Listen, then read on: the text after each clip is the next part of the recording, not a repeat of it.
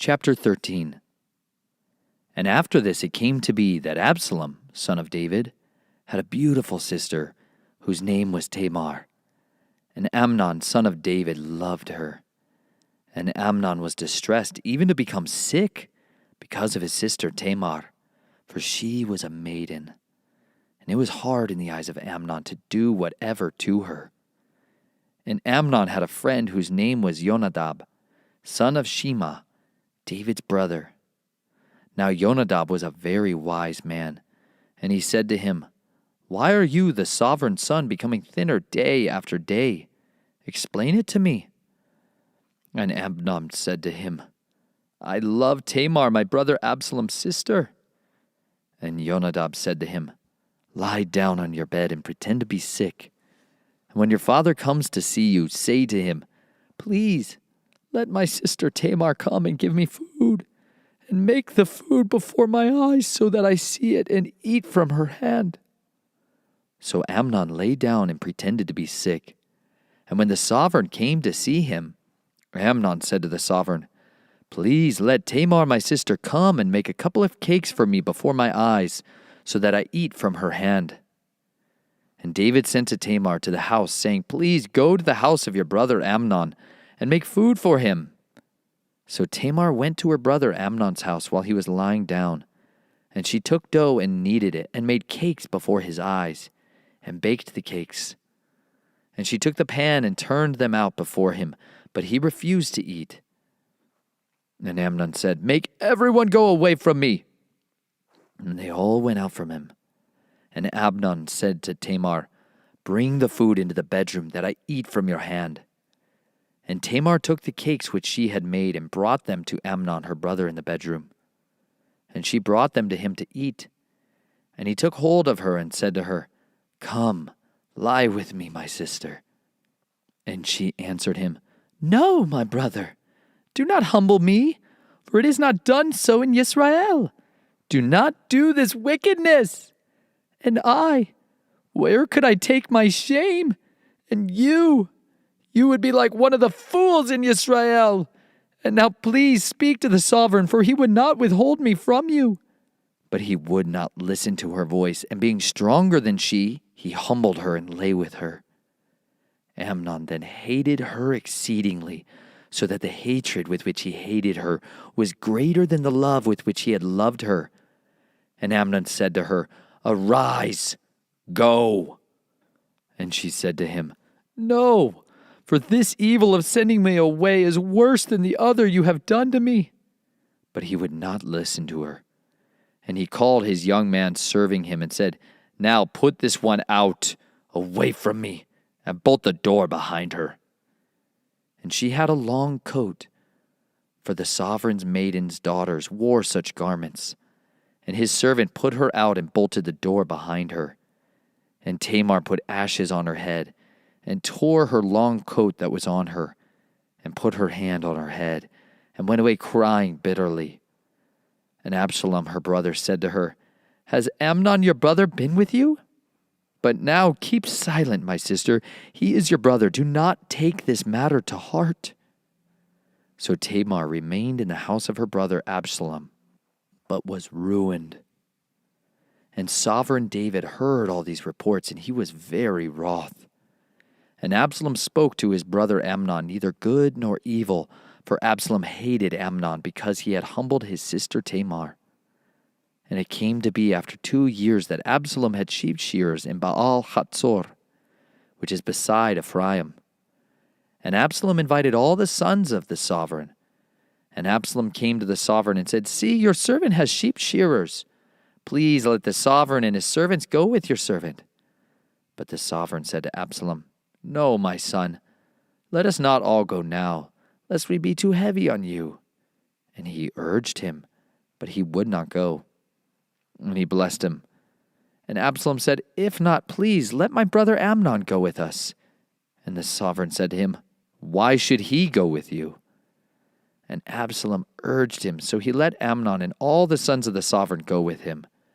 And Absalom had commanded his servant, saying, "Watch, and when the heart of Amnon is glad with wine, and I shall say to you, 'Strike Amnon,' then kill him. Do not be afraid. Have I not commanded you? Be strong and brave." Then the servants of Absalom did to Amnon as Absalom had commanded. Then all the sons of the sovereign rose up, and each one mounted his mule and fled. And it came to be while they were on the way that news came to David, saying, "Absalom has stricken all the sons of the sovereign, and not one of them is left." And the sovereign rose up and tore his garments and lay on the ground. And all his servants stood by with their garments torn. And Jonadab, the son of Shema, David's brother, answered and said, "Do not let my master say that they have killed all the young men, the sons of the sovereign, for only Amnon is dead. For by the mouth of Absalom this has been appointed from the day that he humbled his sister Tamar. And now let not my master the sovereign take the matter to his heart, to think that all the sons of the sovereign are dead, for only Amnon is dead." And Absalom fled, and the young man who was watching lifted up his eyes and looked, and saw many people were coming from the way behind him on the side of the hill. Then Jonadab said to the sovereign, "Look, the sons of the sovereign are coming, as your servant said, so it is." And it came to be as he had finished speaking that, look, the sons of the sovereign came, and they lifted up their voices and wept. And the sovereign too, and all his servants wept very bitterly. But Absalom fled and went to Talmai, the son of Ammihud, sovereign of Geshur. And David mourned for his son all the days. So Absalom fled and went to Geshur, and was there 3 years. Sovereign David then longed to go to Absalom, for he had been comforted concerning Amnon, because he was dead. Chapter 14. And Joab, son of Zeruiah, knew that the heart of the sovereign was towards Absalom. And Joab sent to Tekoa, and brought from there a wise woman, and said to her, "Please pretend to be a mourner, and put on mourning garments, and do not anoint yourself with oil, but act like a woman who has been mourning a long time for the dead. Then you shall go to the sovereign and speak to him according to this word." And Joab put the words in her mouth.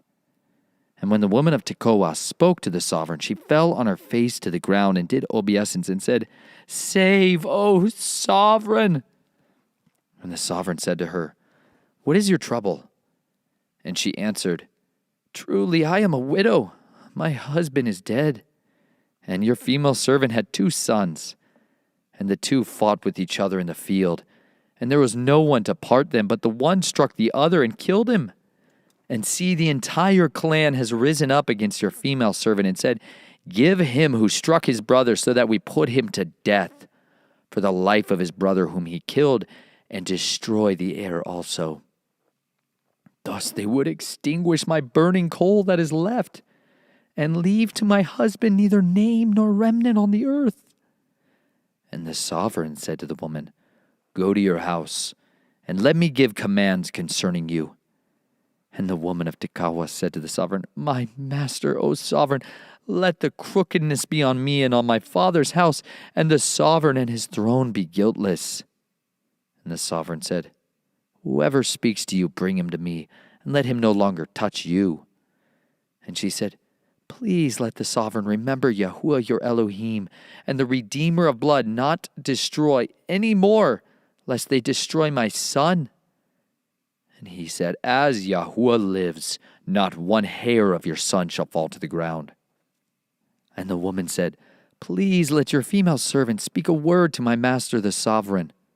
And he said, "Speak." And the woman said, "And why have you reasoned like this against the people of Elohim? For in speaking this word, the sovereign is as one who is guilty, in that the sovereign does not bring his outcast one home again. For we shall certainly die and become like water spilled on the ground, which is not gathered up again. Yet Elohim does not take away a life, but shall devise ways so that his outcast ones are not cast out from him.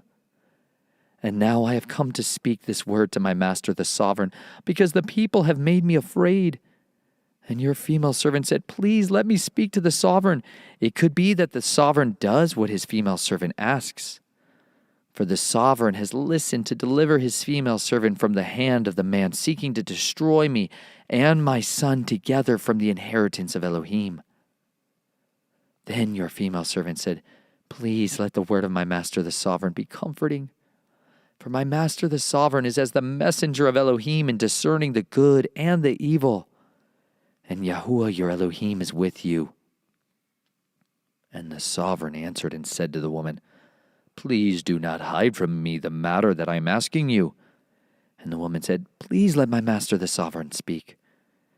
And the sovereign said, "Is the hand of Joab with you in all this?" And the woman answered and said, "As your being lives, my master the sovereign, no one turns to the right or to the left from all that my master the sovereign has spoken. For your servant Joab commanded me, and he put all these words in the mouth of your female servant. And your servant Joab has done this to change the appearance of the matter. But my master is wise, according to the wisdom of a messenger of Elohim, to know all that is in the earth." And the sovereign said to Joab, "See now, you shall do this matter, and go and bring back the young man Absalom." And Joab fell to the ground on his face, and did obeisance, and blessed the sovereign. And Joab said, "Today your servant knows that I have found favor in your eyes, my master, O sovereign, in that the sovereign has done the word of his servant." And Joab rose up and went to Geshur, and brought Absalom to Jerusalem. And the sovereign said, "Let him return to his own house, but do not let him see my face." And Absalom went to his own house and did not see the sovereign's face. And in all Israel there was no one who was praised as much as Absalom for his handsomeness. From the sole of his foot to the crown of his head, there was no blemish in him. And when he cut the hair of his head, for it was at every year's end that he cut it, because it was heavy on him, when he cut it, he weighed the hair of his head at 200 shekels by the sovereign's weight. And to Absalom were born 3 sons and 1 daughter, whose name was Tamar. She was a woman of beautiful appearance. And Absalom dwelt in Jerusalem 2 years, and he had not seen the sovereign's face. Then Absalom sent for Joab to send him to the sovereign, but he would not come to him. And he sent again the 2nd time, but he would not come. And he said to his servants, "See, Joab's field is near mine, and he has barley there. Go and set it on fire." And Absalom's servants set the field on fire. Then Joab rose up and came to the house of Absalom, and said to him, "Why have your servants set my field on fire?"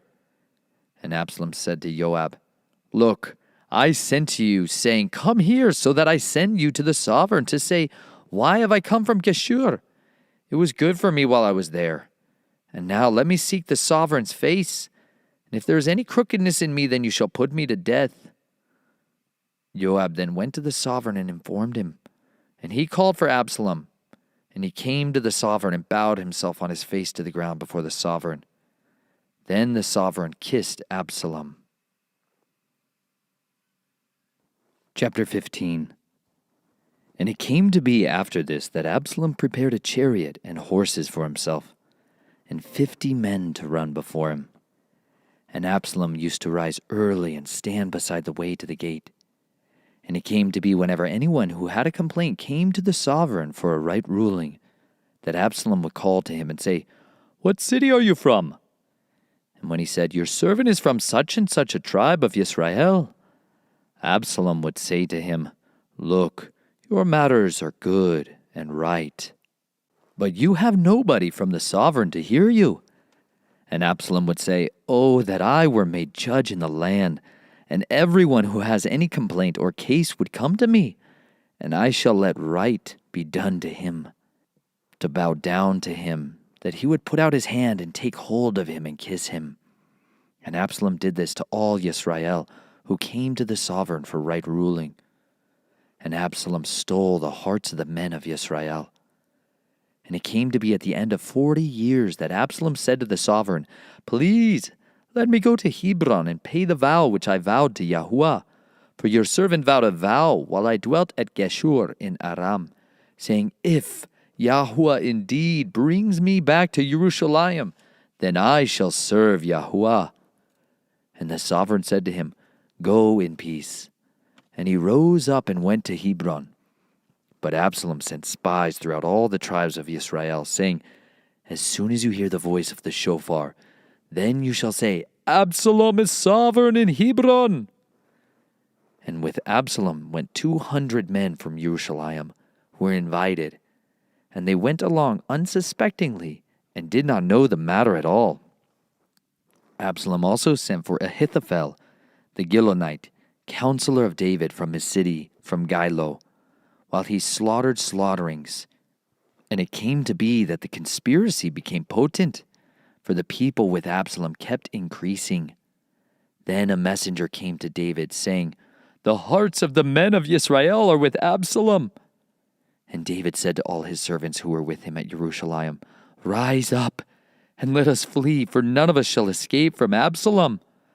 Go in haste, lest he overtake us quickly and bring evil upon us, and strike the city with the edge of the sword. And the sovereign's servant said to the sovereign, Look, your servant shall do according to all my master the sovereign chooses. And the sovereign went out, and all his household at his feet.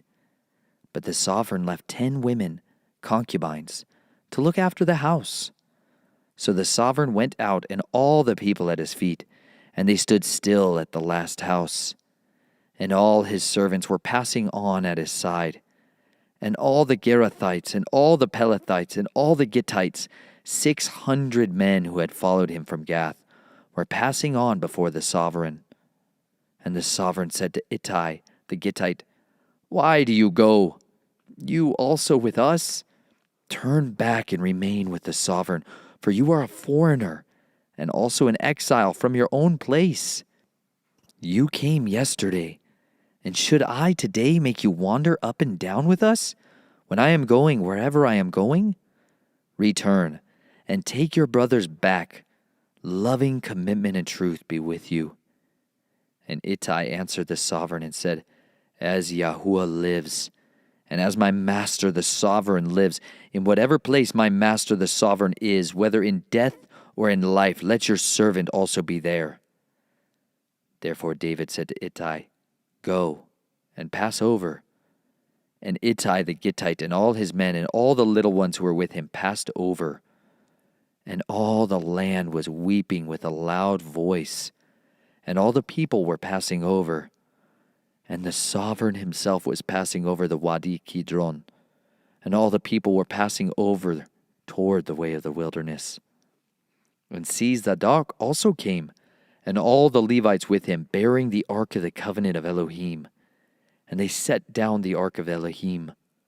And Abiathar went up until all the people completed passing over from the city. And the sovereign said to Zadok, Take the ark of Elohim back to the city. If I find favor in the eyes of Yahuwah, then he shall bring me back and show me both it and his dwelling. But if he says thus, I have not delighted in you, here I am. Let him do to me as seems good in his eyes. And the sovereign said to Zadok the priest, Are you not a seer? Return to the city in peace, and your 2 sons with you. Ahimaaz, your son, and Jehonathan, the son of Abiathar. See, I am waiting in the desert plains of the wilderness until word comes from you to inform me. And Zadok and Abiathar took the ark of Elohim back to Jerusalem, and they remained there. And David went up by the ascent of the Mount of Olives, and wept as he went up. And he had his head covered and went barefoot. And all the people who were with him covered their heads and went up, weeping as they went up. And David was informed, saying, Ahithophel is among the conspirators with Absalom. And David said, O Yahuwah, I pray you make the counsel of Ahithophel foolish. And it came to be that David came to the summit, where he bowed himself before Elohim, and saw Hushai the Archite coming to meet him with his robe torn and dust on his head.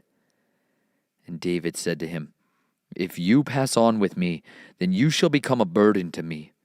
But if you return to the city and say to Absalom, I am your servant, O sovereign, once servant of your father, but now I am your servant, then you shall nullify the counsel of Ahithophel for me. And are not Zadok and Abiathar the priests with you there? And it shall be that every matter you hear from the sovereign's house, you should report to Zadok and Abiathar the priests. See, there with them are their 2 sons, Ahimaaz and Zadok's son, and Jonathan, Abiathar's son. And by them shall you send me every matter you hear. And Hushai, David's friend, went into the city, and Absalom came into Jerusalem. Chapter 16. And David passed on a little from the summit, and saw Ziba, the servant of Mephibosheth, who met him with a couple of saddled donkeys, and on them 200 loaves, 100 cakes of raisin, and 100 summer fruit, and a skin of wine. And the sovereign said to Ziba, Why do you have these? And Ziba said, The donkeys are for the sovereign's household to ride on, and the bread and summer fruit for the young men to eat, and the wine for the weary to drink in the wilderness. And the sovereign said, And where is the son of your master? And Ziba said to the sovereign, See, he remains in Jerusalem. For he said, Today the house of Israel is going to return the reign of my father to me. And the sovereign said to Ziba, See, all that belongs to Mephibosheth is yours. And Ziba said, I have bowed myself. Let me find favor in your eyes, my master, O sovereign. And when sovereign David came to Bahurim, he saw a man from the clan of the house of Shaul, whose name was Shimei, son of Gera, coming from there. He came out cursing as he came. And he pelted with stones David and all the servants of the sovereign David. And all the people and all the mighty men were on his right and on his left. And this is what Shimei said as he cursed, Get out! Get out, O man of blood and man of Belial! Yahuwah has brought upon you all the blood of the house of Shaul, in whose place you have reigned. And Yahuwah has given the reign into the hand of Absalom your son.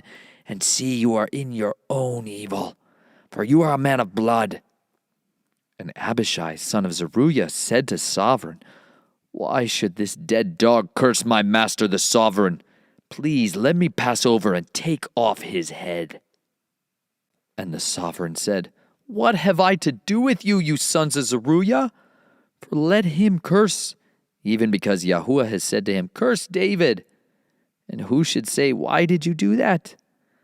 And David said to Abishai and all his servants, See how my son who came from my own body seeks my life, and how much more now this Benjamite? Leave him alone, and let him curse, for Yahuwah has spoken to him. If so be Yahuwah does look on my affliction, and Yahuwah shall return good to me for his cursing today.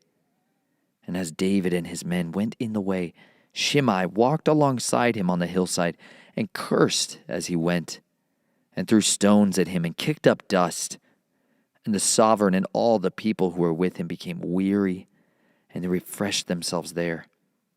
And Absalom and all the people, the men of Israel, came to Jerusalem, and Ahithophel was with him. And it came to be when Hushai the Archite, the friend of David, had come to Absalom, that Hushai said to Absalom, Let the sovereign live! Let the sovereign live! And Absalom said to Hushai, Is this your loving commitment to your friend? Why did you not go with your friend? And Hushai said to Absalom, No, I am for the one whom Yahuwah and this people and all the men of Israel have chosen, and with him I remain. And besides, whom should I serve? Should it not be before his son? As I have served before your father, so I am before you.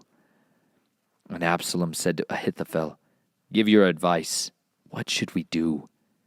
And Ahithophel said to Absalom, Go in to your father's concubines, whom he has left to look after the house, and all Israel shall hear that you have made yourself a stench to your father. And the hands of all who are with you shall be strong. So they pitched a tent for Absalom on the top of the house. And Absalom went in to his father's concubines before the eyes of all Israel. Now the advice of Ahithophel gave in those days was as if one had inquired at the word of Elohim. So was all the advice of Ahithophel, both to David and to Absalom.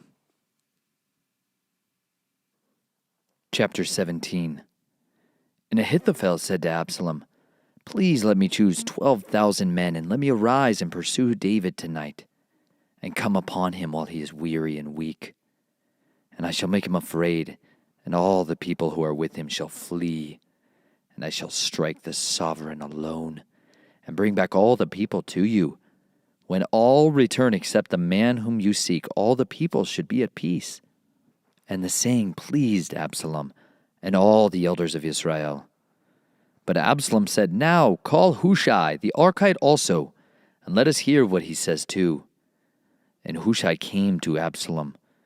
And Absalom spoke to him, saying, Ahithophel has spoken according to this word. Should we do as he says? If not, speak up. And Hushai said to Absalom, The advice that Ahithophel has given is not good at this time. And Hushai said, You know your father and his men, that they are mighty men, and they are as bitter in being as a bear robbed of her cubs in the field. And your father is a man of battle, and would not spend the night with the people. See, by now he is hidden in some pit, or in some place. And it shall be when some of them fall at the first, that whoever hears it shall say, There has been a slaughter among the people who are following Absalom. And even he who is brave, whose heart is like the heart of a lion, would utterly melt. For all Israel knows that your father is a mighty man, and those who are with him are brave men. But I advise, let all Israel without fail be gathered to you, from Dan to Beersheba, as numerous as the sand by the sea, and that you yourself go to battle. And we shall come upon him in some place where he is found, and fall on him, as the dew falls on the ground. And there shall be left of him and of all the men with him not even one. And if he withdraws into a city, then all Israel shall bring ropes to that city, and we shall put it into the wadi, until there is not one small stone found there. And Absalom and all the men of Israel said, The advice of Hushai the Archite is better than the advice of Ahithophel. For Yahuwah had ordained to nullify the good advice of Ahithophel for the sake of Yahuwah bringing evil upon Absalom. Hushai then said to Zadok and to Abiathar the priest, Ahithophel has advised Absalom and the elders of Israel such and such, but I have advised so and so. And now send hastily and inform David, saying, Do not spend this night in the desert plains of the wilderness, but pass over without fail, lest the sovereign and all the people with him be swallowed up. And Jonathan and Ahimaaz were stationed at En-Rogal, and a female servant would come and inform them, and they would go and inform sovereign David, for they could not be seen entering the city. But a youth saw them, and informed Absalom. So the two of them went away at once, and came to a man's house in Bahurim, who had a well in his courtyard, and they went down into it. And the women took and spread a covering over the well's mouth, and spread ground grain on it. So the matter was not known. And the servants of Absalom came to the woman at the house, and said, Where are Ahimaaz and Jonathan? And the woman said to them, They have passed over the stream of water. And they looked and did not find them, and returned to Jerusalem. And it came to be after they had left, that they came up out of the well, and went and informed sovereign David, and said to David, Arise, and pass over the water quickly, for thus Ahithophel has advised against you. And David and all the people who were with him rose up and passed over the Jordan. And by morning light not even one remained who had not gone over the Jordan. And Ahithophel saw that his advice was not followed. So he saddled his donkey and rose up and went home to his house, to his city. Then he gave command to his house and hanged himself and died. And he was buried in his father's burial site. And David came to Mahanaim, and Absalom passed over the Jordan, he and all the men of Israel with him. Amasa over the army instead of Joab. Now Amasa was the son of a man whose name was Yithra, a Yisraeli, who had gone into Abigail, the daughter of Nahash, sister of Zeruiah, Joab's mother. And Yisrael and Absalom encamped in the land of Gilead. And it came to be when David had come to Mahanaim, that Shobi, son of Nachash, from Rabbath of the children of Ammon, and Machir, son of Ammiel, from Lo-debar, and Barzillai the Gileadite, from Rogelim, brought beds and basins and earthen vessels and wheat and barley and flour and roasted grain and beans and lentils and parched vegetables and honey and curds and sheep and cheese of the herd, for David and the people who were with him to eat. For they said, "The people are hungry and weary and thirsty in the wilderness." Chapter 18. And David mustered the people who were with him, and set commanders of thousands and commanders of hundreds over them.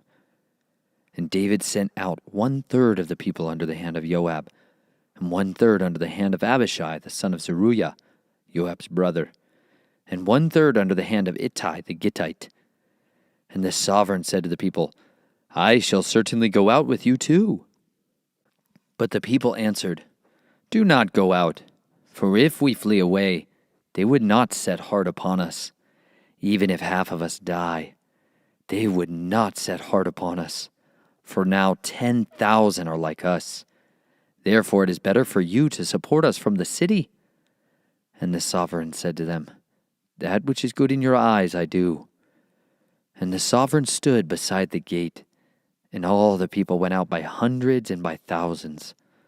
And the sovereign ordered Joab and Abishai and Ittai, saying, "Be gentle with the young man Absalom for my sake." And all the people heard when the sovereign gave all the commanders orders concerning Absalom. So the people went out into the field to meet Yisrael. And the battle was in the forest of Ephraim. And the people of Yisrael were smitten there before the servants of David. And the slaughter there that day was great, 20,000. And the battle there was scattered over the face of all the land. And the forest devoured more people that day than the sword devoured. And when Absalom met the servants of David, Absalom was riding on a mule. And the mule went under the thick branches of a great terebinth tree.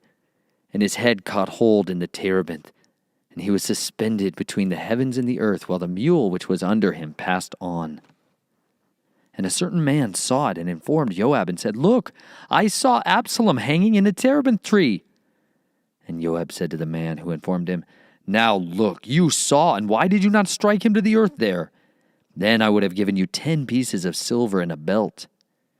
But the man answered Joab, "Though I were to receive 1,000 pieces of silver in my hand, I would not raise my hand against the son of the sovereign. Because in our hearing the sovereign commanded you and Abishai and Ittai, saying, 'Take heed, you who go against the youth, against Absalom. Otherwise I would have been untrue to my own life. For no matter is hidden from the sovereign, and you yourself would have set yourself against me.' And Joab said, 'Let me not waste time here with you.' And he took 3 spears in his hand and thrust them through Absalom's heart, while he was still alive in the midst of the terebinth tree. And 10 young men who bore Joab's armor went around and struck Absalom and put him to death. And Joab blew with the shofar, and the people returned from pursuing Yisrael, for Joab had held the people back. And they took Absalom and threw him into a large pit in the forest, and heaped a very large pile of stones over him. And all Yisrael fled, each one to his tent. And Absalom in his lifetime had taken and set up a monument for himself, which is in the sovereign's valley. For he said, 'I have no son to keep my name in remembrance.' And he called the monument after his own name. And to this day it is called Absalom's monument. And Ahimaaz, the son of Zadok, said, 'Please let me run and take the news to the sovereign, for Yahuwah has avenged him of his enemies.' But Joab said to him, 'You are not the man to take the news today, but you shall take the news another day. But today you do not take news, because the sovereign's son is dead.' And Joab said to the Cushite, 'Go, inform the sovereign what you have seen.' And the Cushite bowed himself to Joab and ran. And Ahimaaz, son of Zadok, said again to Joab, "And whatever might be, please let me also run after the Cushite." And Joab said, "Why would you run, my son? There is no news to bring you reward." "And whatever might be," he said, "let me run." So he said to him, "Run." And Ahimaaz ran by the way of the plain and passed the Cushite. Now David was sitting between the two gates, and the watchman went up to the roof over the gate to the wall and lifted his eyes and looked and saw a man running alone. So the watchman called out and told the sovereign. And the sovereign said, "If he is alone, there is news in his mouth." And he came nearer and nearer. And the watchman saw another man running, and the watchman called out to the gatekeeper and said, "See, a man running by himself." And the sovereign said, "This one is also bringing news." And the watchman said, "I see the running of the first is like the running of Ahimaaz, son of Zadok." And the sovereign said, "This is a good man, and he comes with good news." And Ahimaaz called out and said to the sovereign, "Peace." Then he bowed down with his face to the earth before the sovereign and said, "Blessed be Yahuwah, your Elohim, who has surrendered the men who raised their hand against my master, the sovereign." And the sovereign said, "Peace to the young man, to Absalom." And Ahimaaz answered, "When Joab sent the sovereign's servant and me your servant, I saw a great crowd, but I did not know why." And the sovereign said, "Turn aside and stand here." And he turned aside and stood still. And see, the Cushite came, and the Cushite said, "Receive news, my master the sovereign, for Yahuwah has avenged you this day of all those who rose against you." And the sovereign said to the Cushite, "Peace to the young man, to Absalom?" And the Cushite answered, "Let the enemies of my master the sovereign, and all who rise against you for evil, be as that young man is." And the sovereign was shaken, and went up to the room over the gate and wept. And as he went, he said this, "Oh, my son Absalom, my son Absalom, if only I had died instead of you. Oh, Absalom, my son, my son." Chapter 19. And it was reported to Joab, "See, the sovereign is weeping and mourning for Absalom." So the deliverance that day was turned into mourning for all the people. For the people heard on that day, saying, "The sovereign has been grieved for his son." And the people stole back into the city that day, as people who are ashamed steal away when they flee in battle. And the sovereign covered his face, and the sovereign cried out with a loud voice, "Oh, my son, Absalom! Oh, Absalom, my son, my son!" And Joab came into the house to the sovereign and said, "Today you have put to shame all your servants who today have saved your life and the lives of your sons and daughters, and the lives of your wives and the lives of your concubines, by loving those who hate you and by hating those who love you. You have made it clear today that you have neither commanders nor servants, for today I know that if Absalom had lived and all of us had died today, then it would be right in your eyes. And now, arise, go out and speak to the heart of your servants, for I swear by Yahuwah, if you do not go out, not one passes the night with you, and that is worse for you than all the evil that has come upon you from your youth until now." So the sovereign rose up and sat in the gate. And they told all the people, saying, "Look, the sovereign is sitting in the gate." And all the people came before the sovereign. As for Yisrael, they had fled, each one to his tent. And it came to be that all the people were contending throughout all the tribes of Yisrael, saying, "The sovereign delivered us from the hand of the enemies. He rescued us from the hand of the Philistines. And now he has fled from the land because of Absalom. And Absalom, whom we anointed over us, has died in battle. And now why are you silent about bringing back the sovereign?" And sovereign David went to Zadok and Abiathar the priest, saying, "Speak to the elders of Yehudah, saying, why are you the last to bring the sovereign back to his house, since the words of all Yisrael have come to the sovereign to his house?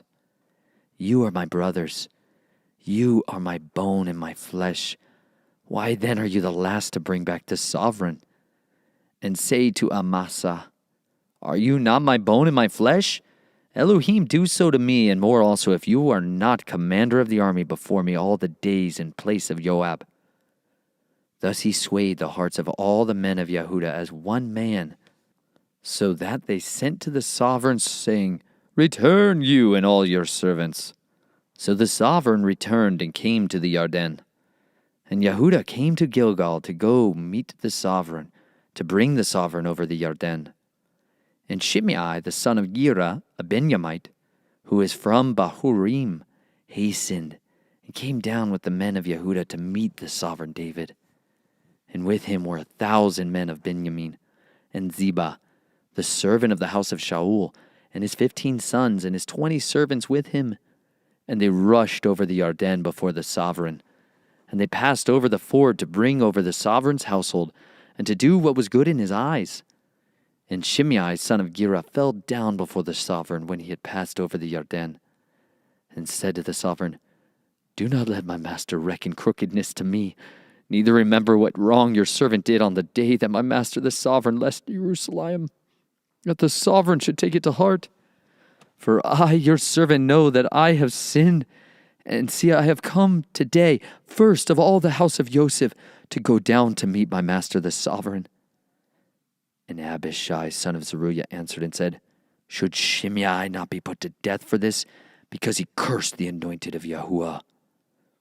And David said, "What have I to do with you, you sons of Zeruiah, that you are to be adversaries to me this day?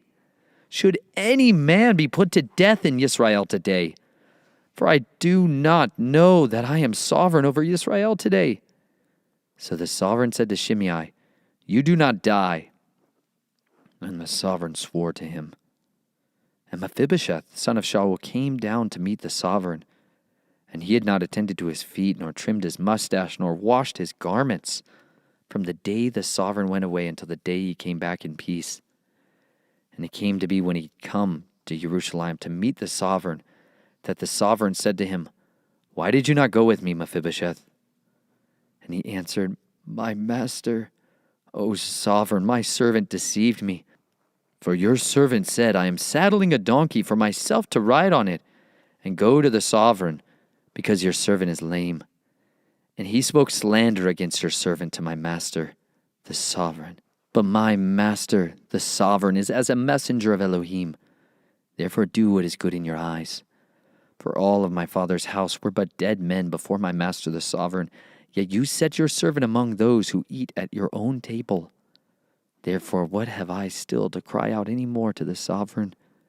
Then the sovereign said to him, "Why do you speak any more of your matters? I have said, you and Ziba share the land." And Mephibosheth said to the sovereign, "Rather let him take it all, since my master the sovereign has come back in peace to his own house." And Barzillai the Gileadite came down from Rogelim, and passed over the Yarden with the sovereign, to send him on his way over the Yarden. And Barzillai was a very aged man, 80 years old, and he had sustained the sovereign while he was dwelling at Mahanaim, for he was a very rich man.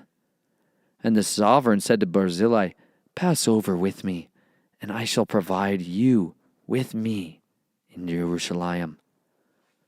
But Barzillai said to the sovereign, "How many are the days of my life that I should go up with the sovereign to Jerusalem? I am now 80 years old. Do I discern between the good and evil? Does your servant taste what I eat or what I drink? Do I still hear the voice of singing men and singing women? Why then should your servant be further burdened to my master the sovereign? Your servant would only pass over the Yarden with the sovereign for a short distance. And why should the sovereign repay me with such a reward? Please let your servant turn back again to die in my own city, near the burial site of my father and mother. But here is your servant Kimham. Let him pass over with my master the sovereign, and do good for him what is good in your eyes. And the sovereign answered, Kimham is passing over with me, and let me do for him what is good in your eyes. Now whatever you choose of me, I do for you. Then all the people went over the Jordan. And when the sovereign had passed over, the sovereign kissed Barzillai and blessed him. And he returned to his own place. And the sovereign passed over to Gilgal, and Kimham passed over with him. And all the people of Yehudah brought the sovereign over, and also half the people of Israel. And see, all the men of Israel were coming to the sovereign. And they said to the sovereign, Why have our brothers, the men of Yehudah, stolen you away and brought the sovereign and his household and all David's men with him over the Jordan? And all the men of Yehudah answered the men of Israel, Because the sovereign is our relative. Why are you displeased over this matter? Have we at all eaten at the sovereign's cost? Or has he given us any gift? And the men of Israel answered the men of Yehudah and said, We have 10 parts in the sovereign, and in David too we have more than you. Why then did you despise us? Was it not our advice first to bring back our sovereign? But the words of the men of Yehudah were harsher than the words of the men of Israel. Chapter 20. And there came to be a man of Belial, whose name was Sheba, son of Bichri, a Benjamite. And he blew with the shofar and said, We have no part in David, nor do we have an inheritance in the son of Yishai. Each one to his tents, O Yisrael. Then all the men of Israel deserted David to follow Sheba, the son of Bichri. But the men of Yehudah, from the Jordan as far as Jerusalem, clung to their sovereign. And David came to his house at Jerusalem. And the sovereign took the 10 women, his concubines, whom he had left to look after the house, and put them in a protected house, and supported them, but did not go in unto them. So they were shut up to the day of their death, living in widowhood.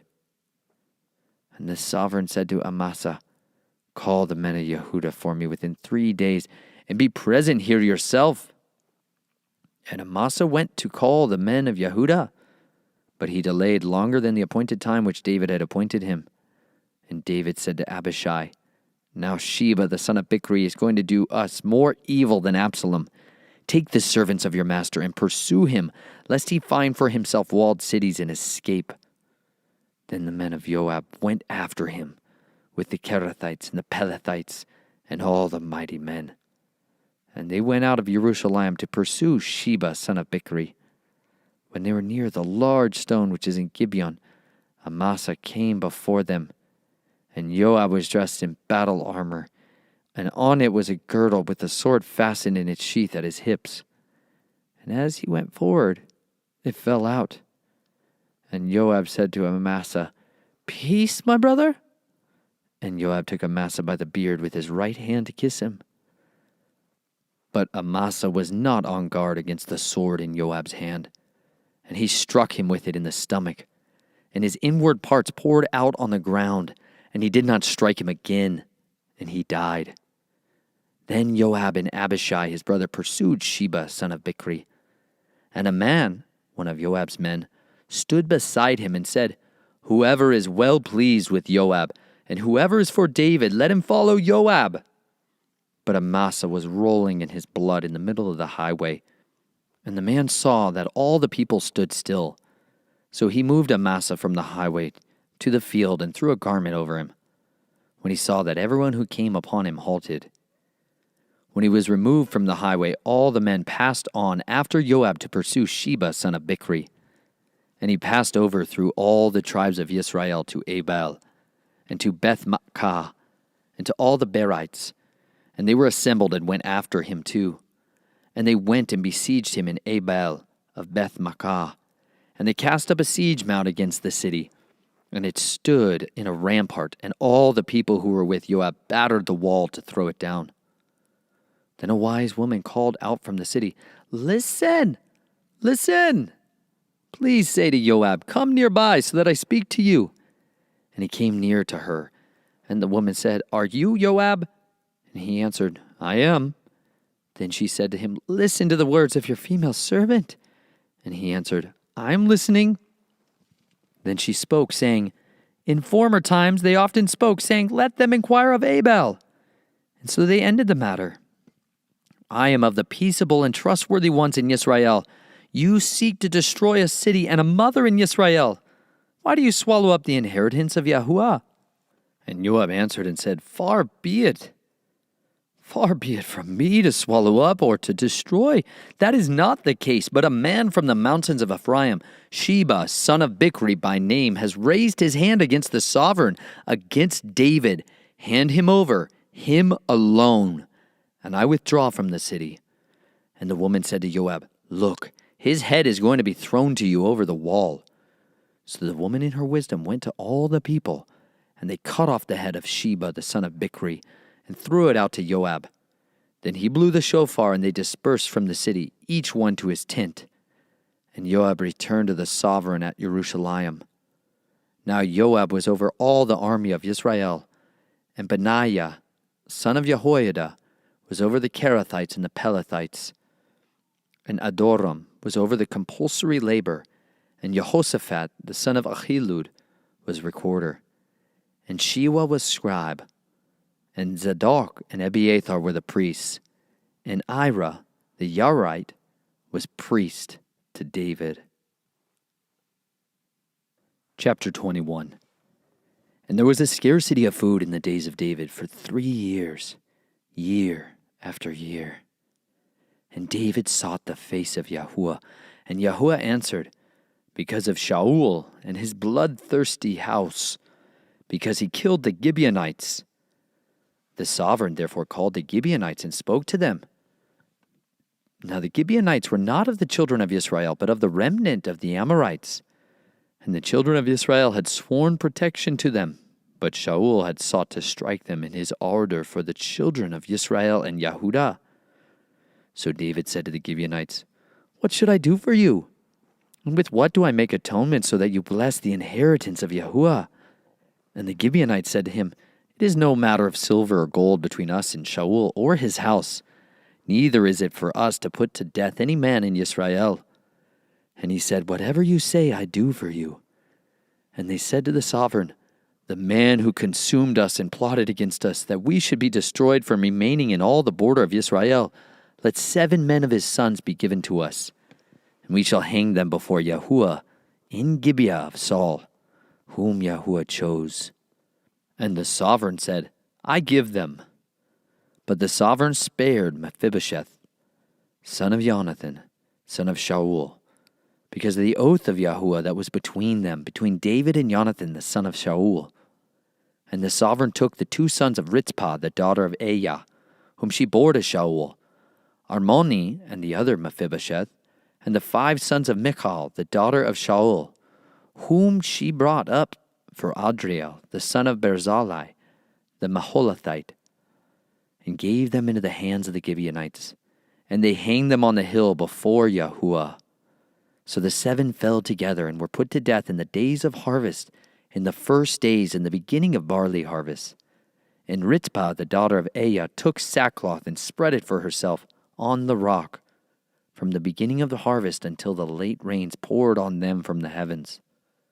She did not allow the birds of the heavens to rest on them by day, nor the beasts of the field by night. When David was informed what Ritzpah, the daughter of Aiah, the concubine of Shaul, had done. And David went and took the bones of Shaul and the bones of Jonathan his son from the men of Jabesh Gilead, who had stolen them from the streets of Beth-shan, where the Philistines had hung them up after the Philistines had struck down Shaul in Gilboa.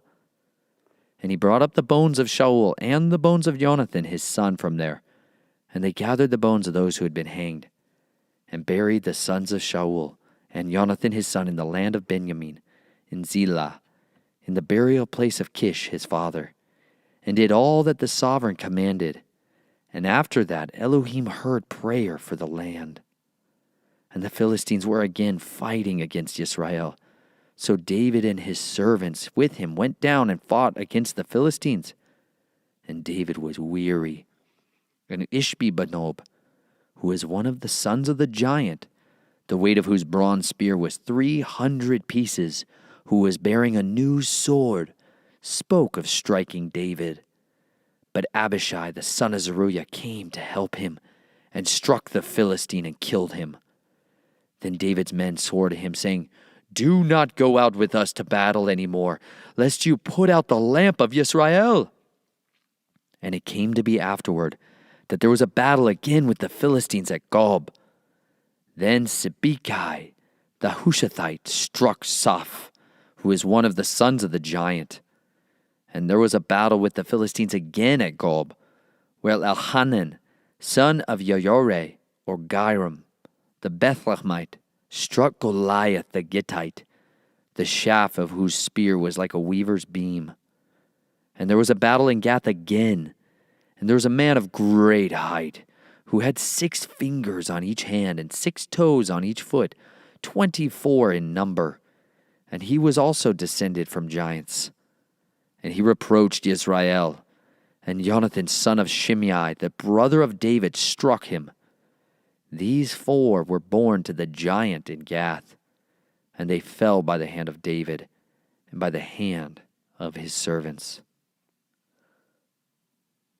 Chapter 22. Then David spoke to Yahuwah the words of this song on the day when Yahuwah had delivered him from the hand of all his enemies and from the hand of Shaul. And he said, Yahuwah is my rock and my stronghold and my deliverer. My Elohim is my rock. I take refuge in him, my shield and the horn of my deliverance, my high tower and my refuge. My Savior, you save me from violence. I call on Yahuwah, the one to be praised, and I am saved from my enemies. For the waves of death surrounded me. Floods of Belial made me afraid. The cords of Sheol were all around me. The snares of death were before me. In my distress I called upon Yahuwah. To my Elohim I cried. And from his hekal he heard my voice, and my cry was in his ears. And the earth shook and trembled. The foundations of the heavens were troubled, because he was wroth. Smoke went up from his nostrils, and devouring fire from his mouth. Coals were kindled by it, and he bowed the heavens and came down. And thick darkness was under his feet. And he rode upon a cherub and flew, and was seen upon the wings of the wind. And he put darkness around him as booths, darkness of waters, thick clouds. From the brightness before him coals of fire were kindled. Yahuwah thundered from the heavens, and the Most High sent forth his voice. And he sent out arrows and scattered them, lightning and confused them. And the channels of the sea were seen. The foundations of the world were uncovered. At the rebuke of Yahuwah, at the blast of the breath of his nostrils, he sent me from above. He took me. He drew me out of many waters. He delivered me from my strong enemy, from those hating me, for they were stronger than I. They confronted me in the day of my calamity, but Yahuwah was my support. And he brought me out into a large place. He delivered me, for he delighted in me. Yahuwah rewarded me according to my righteousness. According to the cleanness of my hands, he repaid me. For I have guarded the ways of Yahuwah, and have not acted wrongly against my Elohim. For all his right rulings are before me. As for his laws, I do not turn from them. And I am perfect before him. And I guard myself from my crookedness. And Yahuwah repays me according to my righteousness, according to my cleanness before his eyes, with the loving committed ones. You show yourself lovingly committed. And with the perfect one, you show yourself perfect. With the clean, you show yourself clean. And with the crooked, you show yourself twisted. For you save the humble people, but your eyes are on the haughty to bring them low. For you are my lamp, O Yahuwah, and Yahuwah makes my darkness light. For with you I run against a band. With my Elohim I leap over a wall. The El, his way is perfect. The word of Yahuwah is proven. He is a shield to all who take refuge in him. For who is El besides Yahuwah? And who is a rock besides our Elohim? El is my mighty stronghold, and he makes my way perfect, making my feet like the feet of a deer. And he sets me on my high places, teaching my hands for battle, so that my arms bend a bow of bronze. And you give me the shield of your deliverance, and your lowliness makes me great. You enlarge my step under me, so that my feet shall not slip. I pursue my enemies and destroy them, and I do not turn back till they are destroyed. And I destroy them and crush them, so that they do not rise and fall under my feet. And you gird me with strength for battle. You cause my adversaries to bow under me, and you make my enemies turn their backs. Those hating me, and I cut them off. They look, but there is no Savior. Unto Yahuwah, but he shall not answer them. And I beat them as dust of the earth. I beat them small as dirt in the streets. I spread them out. And you deliver me from the strivings of my people. You safeguard me as the head of the nations. A people I have not known serve me. Sons of the foreigner submit to me. As soon as they hear, they obey me. Sons of the foreigner fade away and gird themselves from their strongholds. Yahuwah lives, and blessed is my rock, and exalted is my Elohim, the rock of my deliverance. El, who gives vengeance to me, and bringing peoples down under me, and bringing me out from my enemies. You raise me up above those rising against me. You deliver me from a man of violence. Therefore I give thanks to you, O Yahuwah, among nations, and I sing praise to your name. A tower of deliverance is he to his sovereign, and showing loving commitment to his anointed, to David and his seed forever. Chapter 23. And these are the last words of David, the saying of David, son of Yishai, the saying of the man raised above, the anointed of the Elohim of Yaakov, and the sweet singer of Israel. The Spirit of Yahuwah has spoken through me, and his word is on my tongue. The Elohim of Yisrael said, the rock of Yisrael spoke to me, one who rules over man righteously, who rules in the fear of Elohim, is like the light of the morning when the sun rises, a morning without clouds, tender grass from the earth, from sunshine, from rain. For is not my house so with El? For he has made an everlasting covenant with me, ordered in all matters and guarded. For all my deliverance and all desire, shall he not make it send forth a branch? But the worthless are all as thorns thrust away, for they are not taken with hands. But the man who touches them uses iron or the shaft of a spear, and with fire they are burned up in their place. These are the names of the mighty men whom David had: Yosheb, Bashaveth, the Talchemonite, chief among the officers. He was Adino the Etznite, for 800 slain at one time. And after him was Eleazar, son of Dodo, the Ahohite, one of the 3 mighty men with David when they taunted the Philistines who were gathered there for battle. And the men of Israel had gone up. He arose and struck the Philistines until his hand was weary, but his hand clung to the sword. So Yahuwah brought about a great deliverance that day, and the people returned after him only to plunder. And after him was Shammah, son of Ag, the Hararite. And the Philistines had gathered into a company where there was a plot of ground covered with lentils. And the people fled from the Philistines.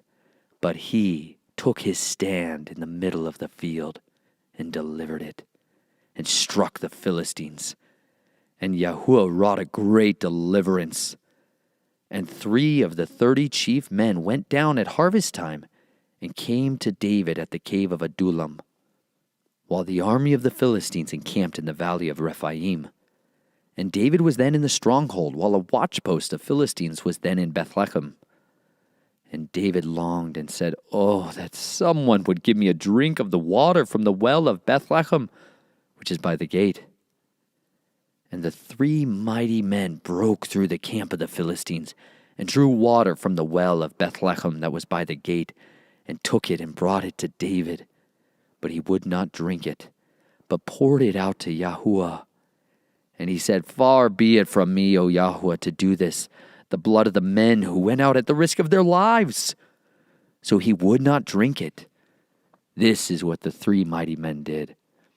And Abishai, the brother of Joab, son of Zeruiah, was chief of another 3. And he lifted his spear against 300 men whom he slew, and had a name among these 3.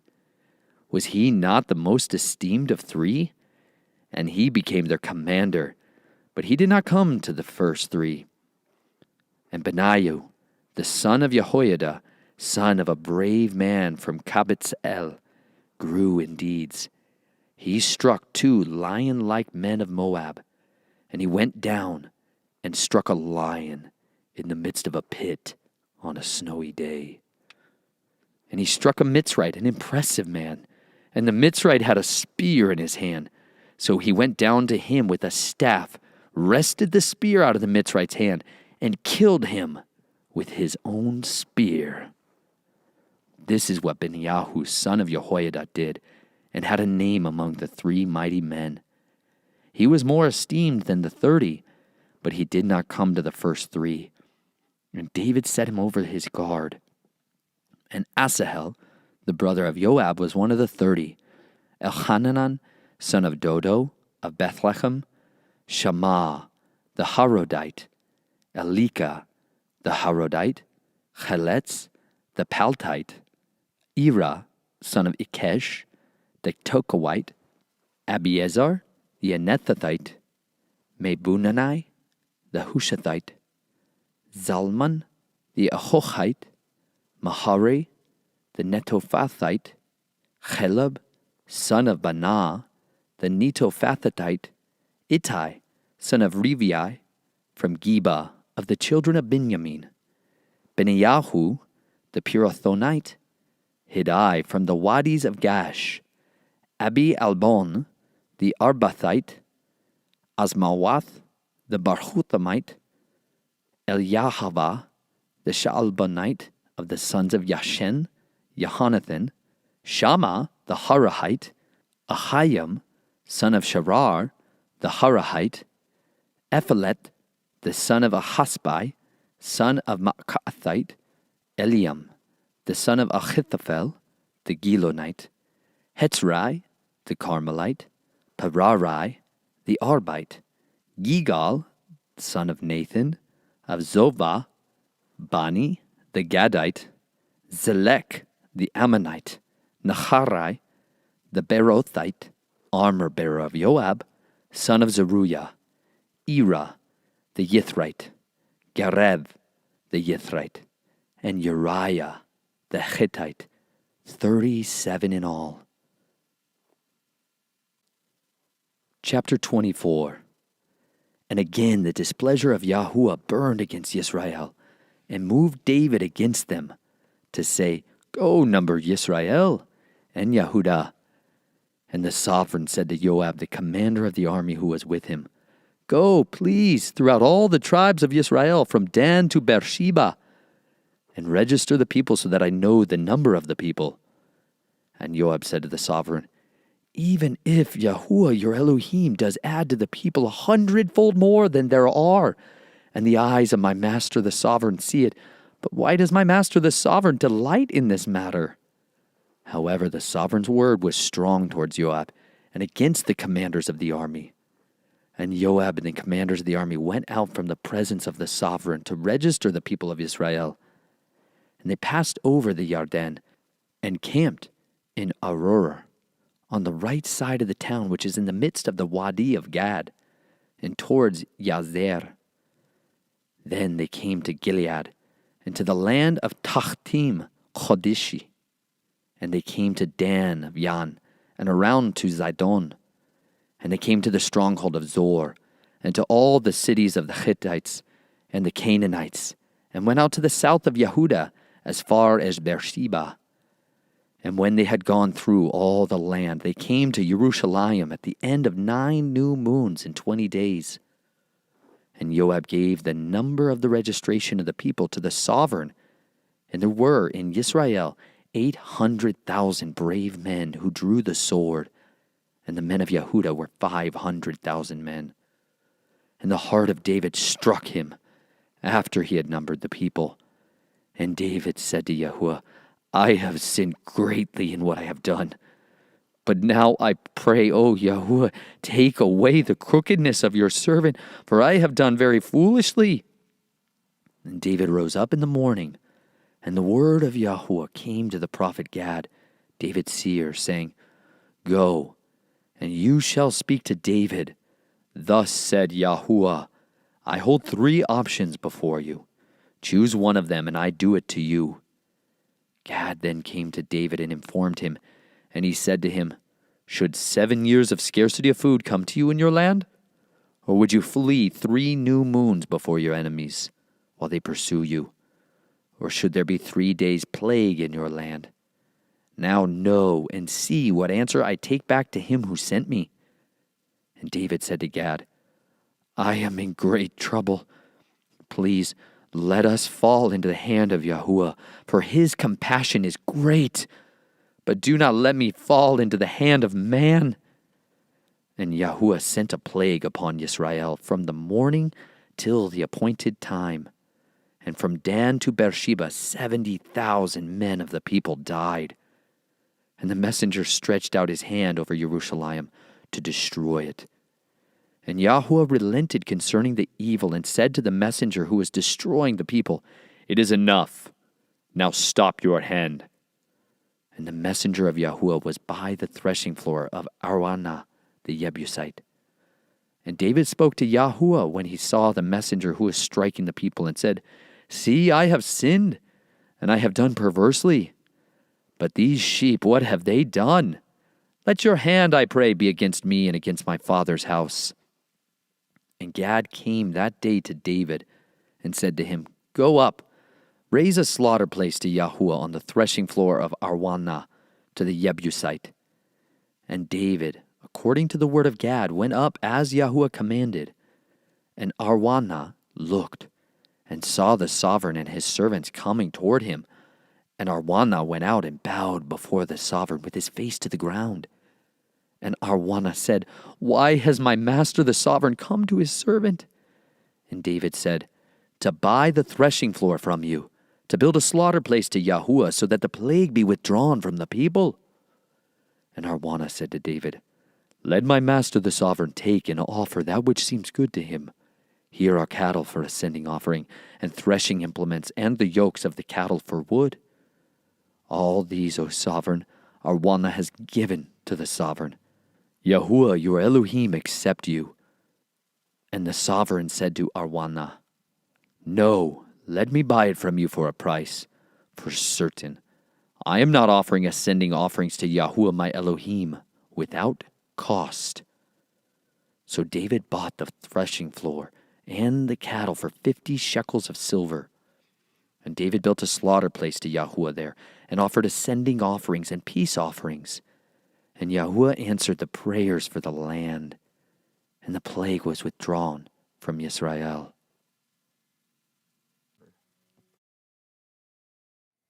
The First Book of Kings, Melachim, Aleph, Chapter 1. And sovereign David was old, advanced in years, and they covered him with garments, but he could not get warm. So his servant said to him, Let them seek for our master the sovereign a young woman, a maiden, and she shall stand before the sovereign, and be his companion, and shall lie in your bosom, so that our master the sovereign gets warm. And they sought for a beautiful young woman in all the border of Israel, and found Abishag, the Shunammite, and brought her to the sovereign. And the young woman was very beautiful, and she was a companion for the sovereign, and served him. But the sovereign did not know her. And Adoniah, son of Haggith, exalted himself, saying, I reign. And he prepared for himself a chariot, and horsemen, and 50 men to run before him. Now his father had not worried him at any time by saying, Why have you done so? He was also very good-looking, and he was born after Absalom. And he talked with Joab, son of Zeruiah, and with Abiathar the priest, and they supported Adoniah. But Zadok the priest, and Benaiah son of Jehoiada, and Nathan the prophet, and Shimei, and Rei, and the mighty men who belonged to David were not with Adoniah. And Adoniah slaughtered sheep and cattle and fatlings by the stone of Zocheleth, which is by En Rogel. He also invited all his brothers, the sovereign's sons, and all the men of Yehudah, servants of the sovereign. But he did not invite Nathan the prophet, or Benaiah, or the mighty men, or Shelomah, his brother. Nathan then spoke to Bathsheba, the mother of Shelomah, saying, Have you not heard that Adoniah, son of Haggith, has become sovereign, and David our master does not know it? And now, come, let me give you advice, and deliver your own life and the life of your son Shelomah. Go immediately to sovereign David and say to him, Did you not, my master, O sovereign, swear to your female servant, saying, Certainly your son Shelomah shall reign after me, and he shall sit on my throne? Why then has Adoniah become sovereign? Look, while you are still speaking there with the sovereign, let me come in after you and confirm your words. And Bathsheba went into the room to the sovereign. Now the sovereign was very old, and Abishag the Shunammite was serving the sovereign. And Bathsheba bowed and did obeisance to the sovereign. And the sovereign said, What do you wish? And she said to him, My master, you swore by Yahuwah your Elohim to your female servant, saying, Certainly Shelomah your son shall reign after me, and he shall sit on my throne. And now, look, Adoniah has become sovereign, and now my master the sovereign, you do not know about it. And he has slaughtered great numbers of bulls and fatlings and sheep, and has invited all the sons of the sovereign, and Abiathar the priest, and Joab the commander of the army. But he did not invite Shelomah your servant. And you, my master, O sovereign, the eyes of all Israel are on you, to declare to them who is going to sit on the throne of my master the sovereign after him. Otherwise, it shall be when my master the sovereign rests with his fathers, that I and my son Shelomah shall be considered sinners. And see, while she was still speaking with the sovereign, Nathan the prophet also came in. So they informed the sovereign, saying, Here is Nathan the prophet. And when he came in before the sovereign, he bowed down before the sovereign with his face to the ground. And Nathan said, My master, O sovereign, have you said Adoniah shall reign after me, and he shall sit on my throne? For he has gone down today and has slaughtered great numbers of bulls and fatlings and sheep, and has invited all the sovereign's sons and the commanders of the army and Abiathar the priest. And look, they are eating and drinking before him, and they say, Let sovereign Adoniah live. But he's not invited me, your servant, nor Zadok the priest, nor Benaiah son of Jehoiada, nor your servant Shelomah. If this matter is from my master the sovereign, then you did not let your servant know who should sit on the throne of my master the sovereign after him. And sovereign David answered and said, Call Bathsheba to me. So she came into the sovereign's presence and stood before the sovereign. And the sovereign took an oath and said, As Yahuwah lives, who has ransomed my life out of all distress, even as I swore to you by Yahuwah Elohim of Israel, saying, Certainly Shelomah your son shall reign after me, and he shall sit on my throne in my place. Even so I do this day. And Bathsheba bowed with her face to the earth and did obeisance to the sovereign and said, Let my master, sovereign David, live forever. And sovereign David said, Call me Zadok the priest, and Nathan the prophet, and Benaiah son of Jehoiada. And they came before the sovereign. The sovereign said to them, Take with you the servants of your master, and you shall have Shelomah my son ride on my own mule, and take him down to Gihon. And there Zadok the priest and Nathan the prophet shall anoint him sovereign over Israel, and blow the shofar and say, Let sovereign Shelomah live. And you shall come up after him, and he shall come and sit on my throne, and he shall reign in my place. For I have commanded him to be ruler over Israel and over Yehudah. And Benaiah, son of Jehoiada, answered the sovereign and said, Amen. As Yahuwah has been with my master the sovereign, so let him be with Shelomah, and make his throne greater than the throne of my master sovereign David. Then Zadok the priest and Nathan the prophet and Benaiah, son of Jehoiada, and the Kerethites and the Pelethites went down and had Shelomah ride on sovereign David's mule, and took him to Gihon. And Zadok the priest took a horn of oil from the tent and anointed Shelomah. And they blew with the shofar, and all the people said, Let sovereign Shelomah live. And all the people came up after him, and the people played the flutes and rejoiced with great joy, so that the earth was split by their noise. And Adonai-Yahu and all the guests who were with him heard it as they had finished eating. And Joab heard the voice of the shofar and said, Why is the city in such a noisy uproar?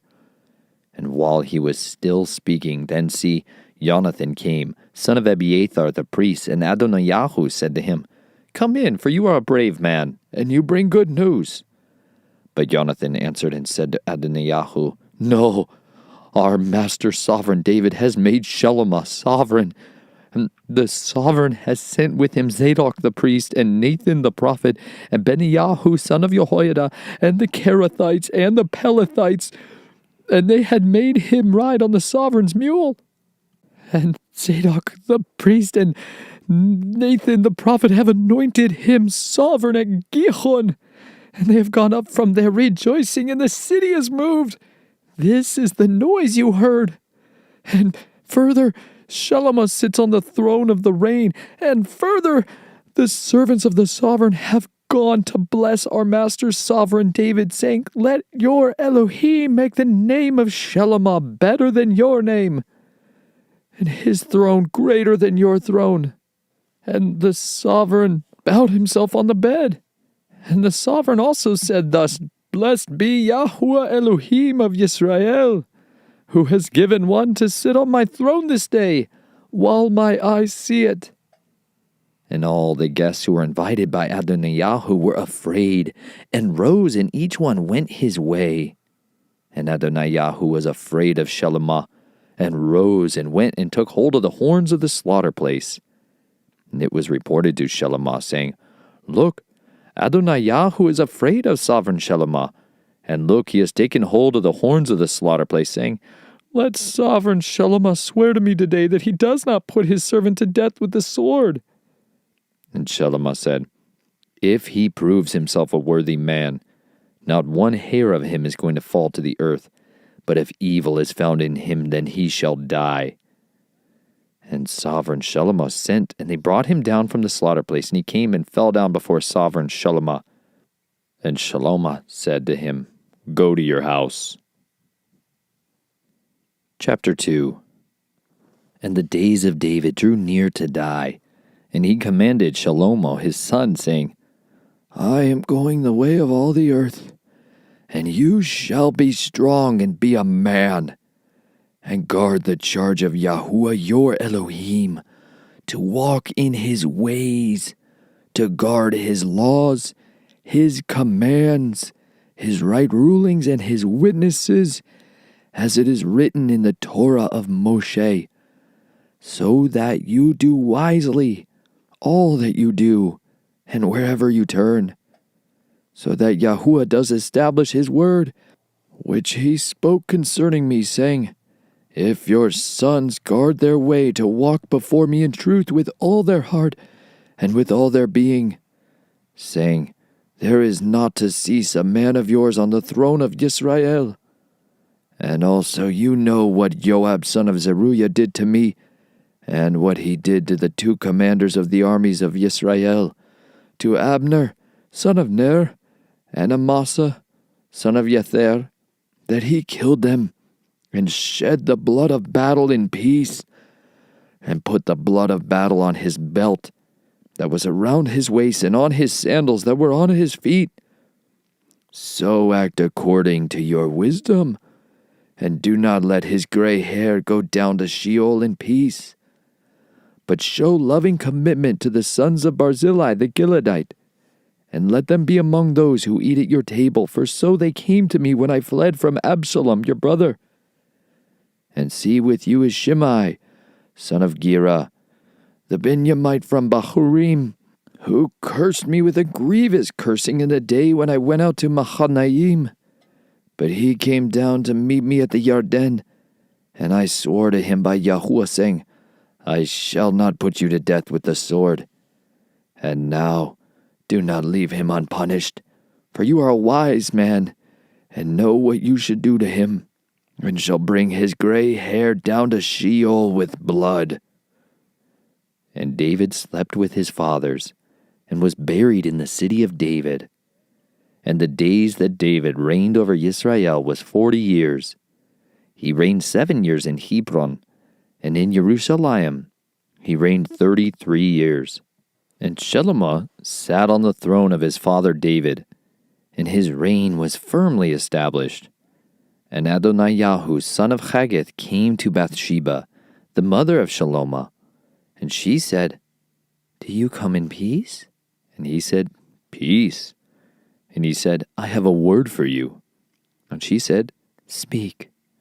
And he said, You know that the reign was mine, and that all Israel had set their faces toward me, that I should reign.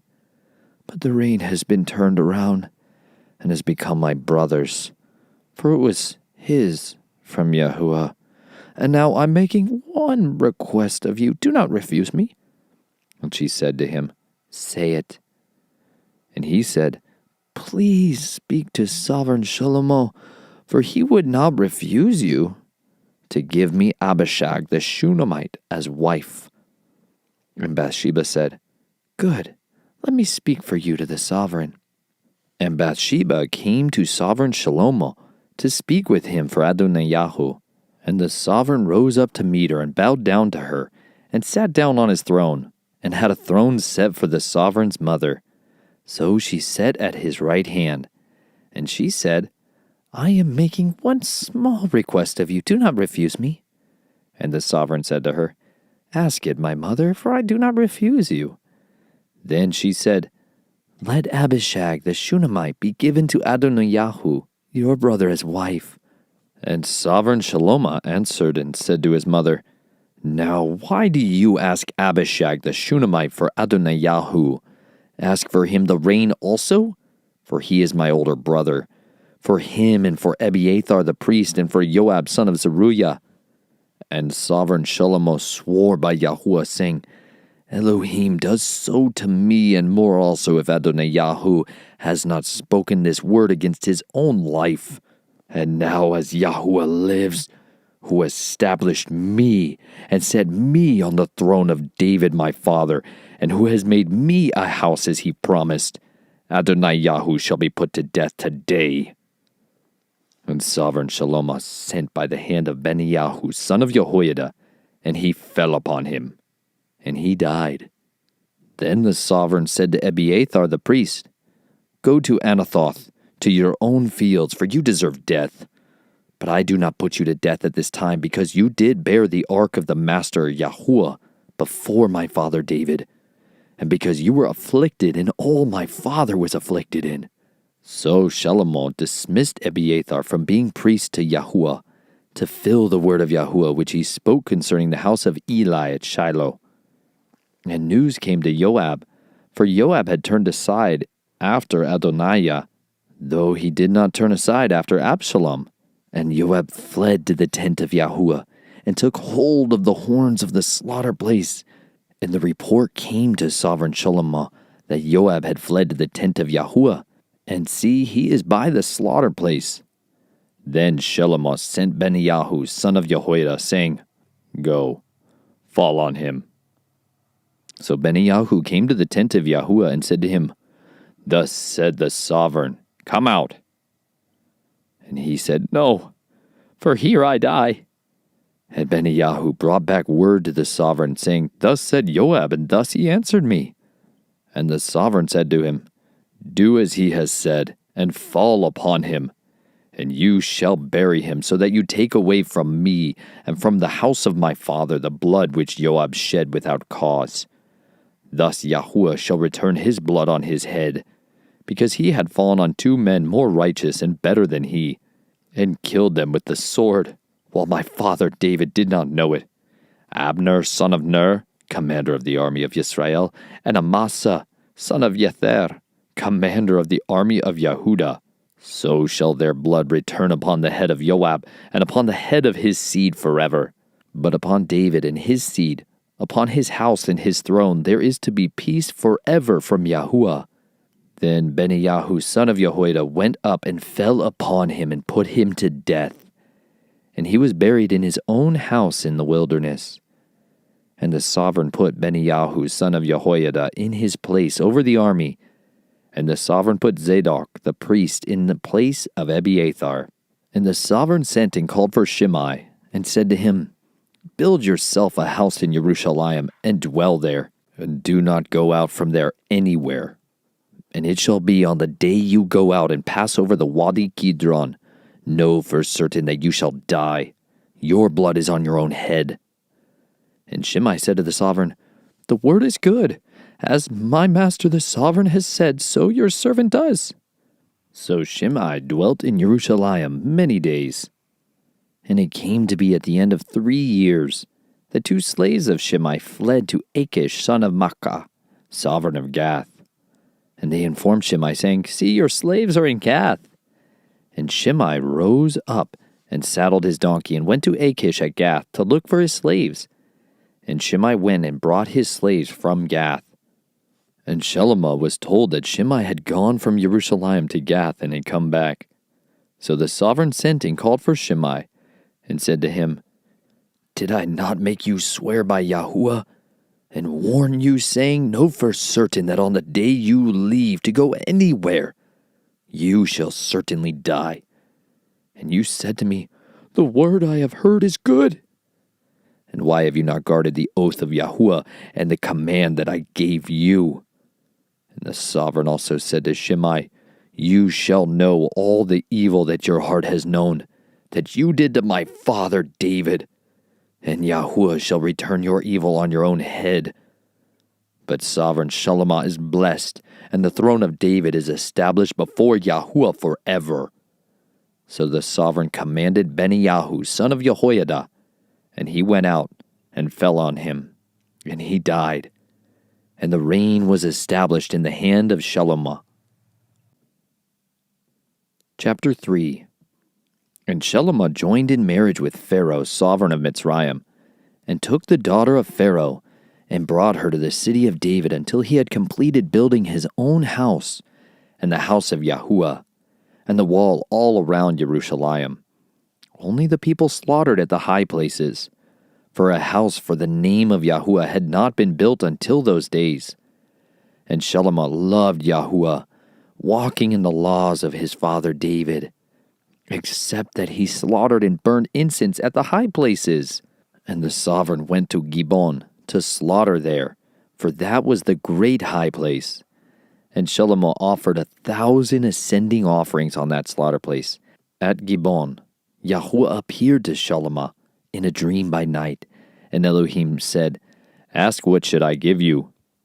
And Shalomah said, "You have shown great loving commitment to your servant David my father, as he walked before you in truth and in righteousness, and in uprightness of heart with you. And you have guarded him for this great loving commitment, and did give him a son to sit on his throne as it is this day. And now, O Yahuwah my Elohim, you have set up your servant to reign instead of my father, but I'm a little child. I do not know how to go out or to come in, and your servant is in the midst of your people, whom you have chosen, a great people, too numerous to be counted or numbered. Shall you then give to your servant an understanding heart to rule your people, to discern between good and evil? For who is able to rule this great people of yours?" And the word was good in the eyes of Yahuwah, that Shalomah had asked this.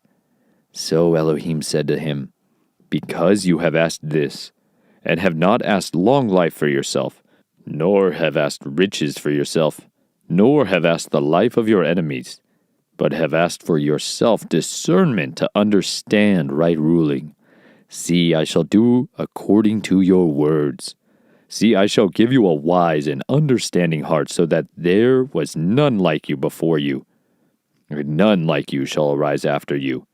And I shall also give you what you have not asked, both riches and esteem, so that there shall not be anyone like you among the sovereigns all your days.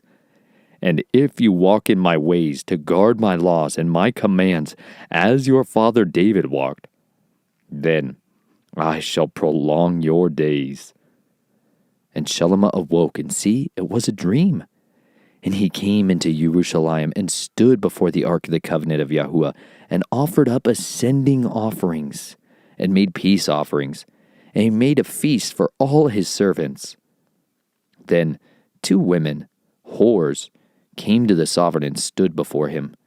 And one woman said, "Oh, my master, this woman and I dwell in the same house, and I gave birth while she was in the house.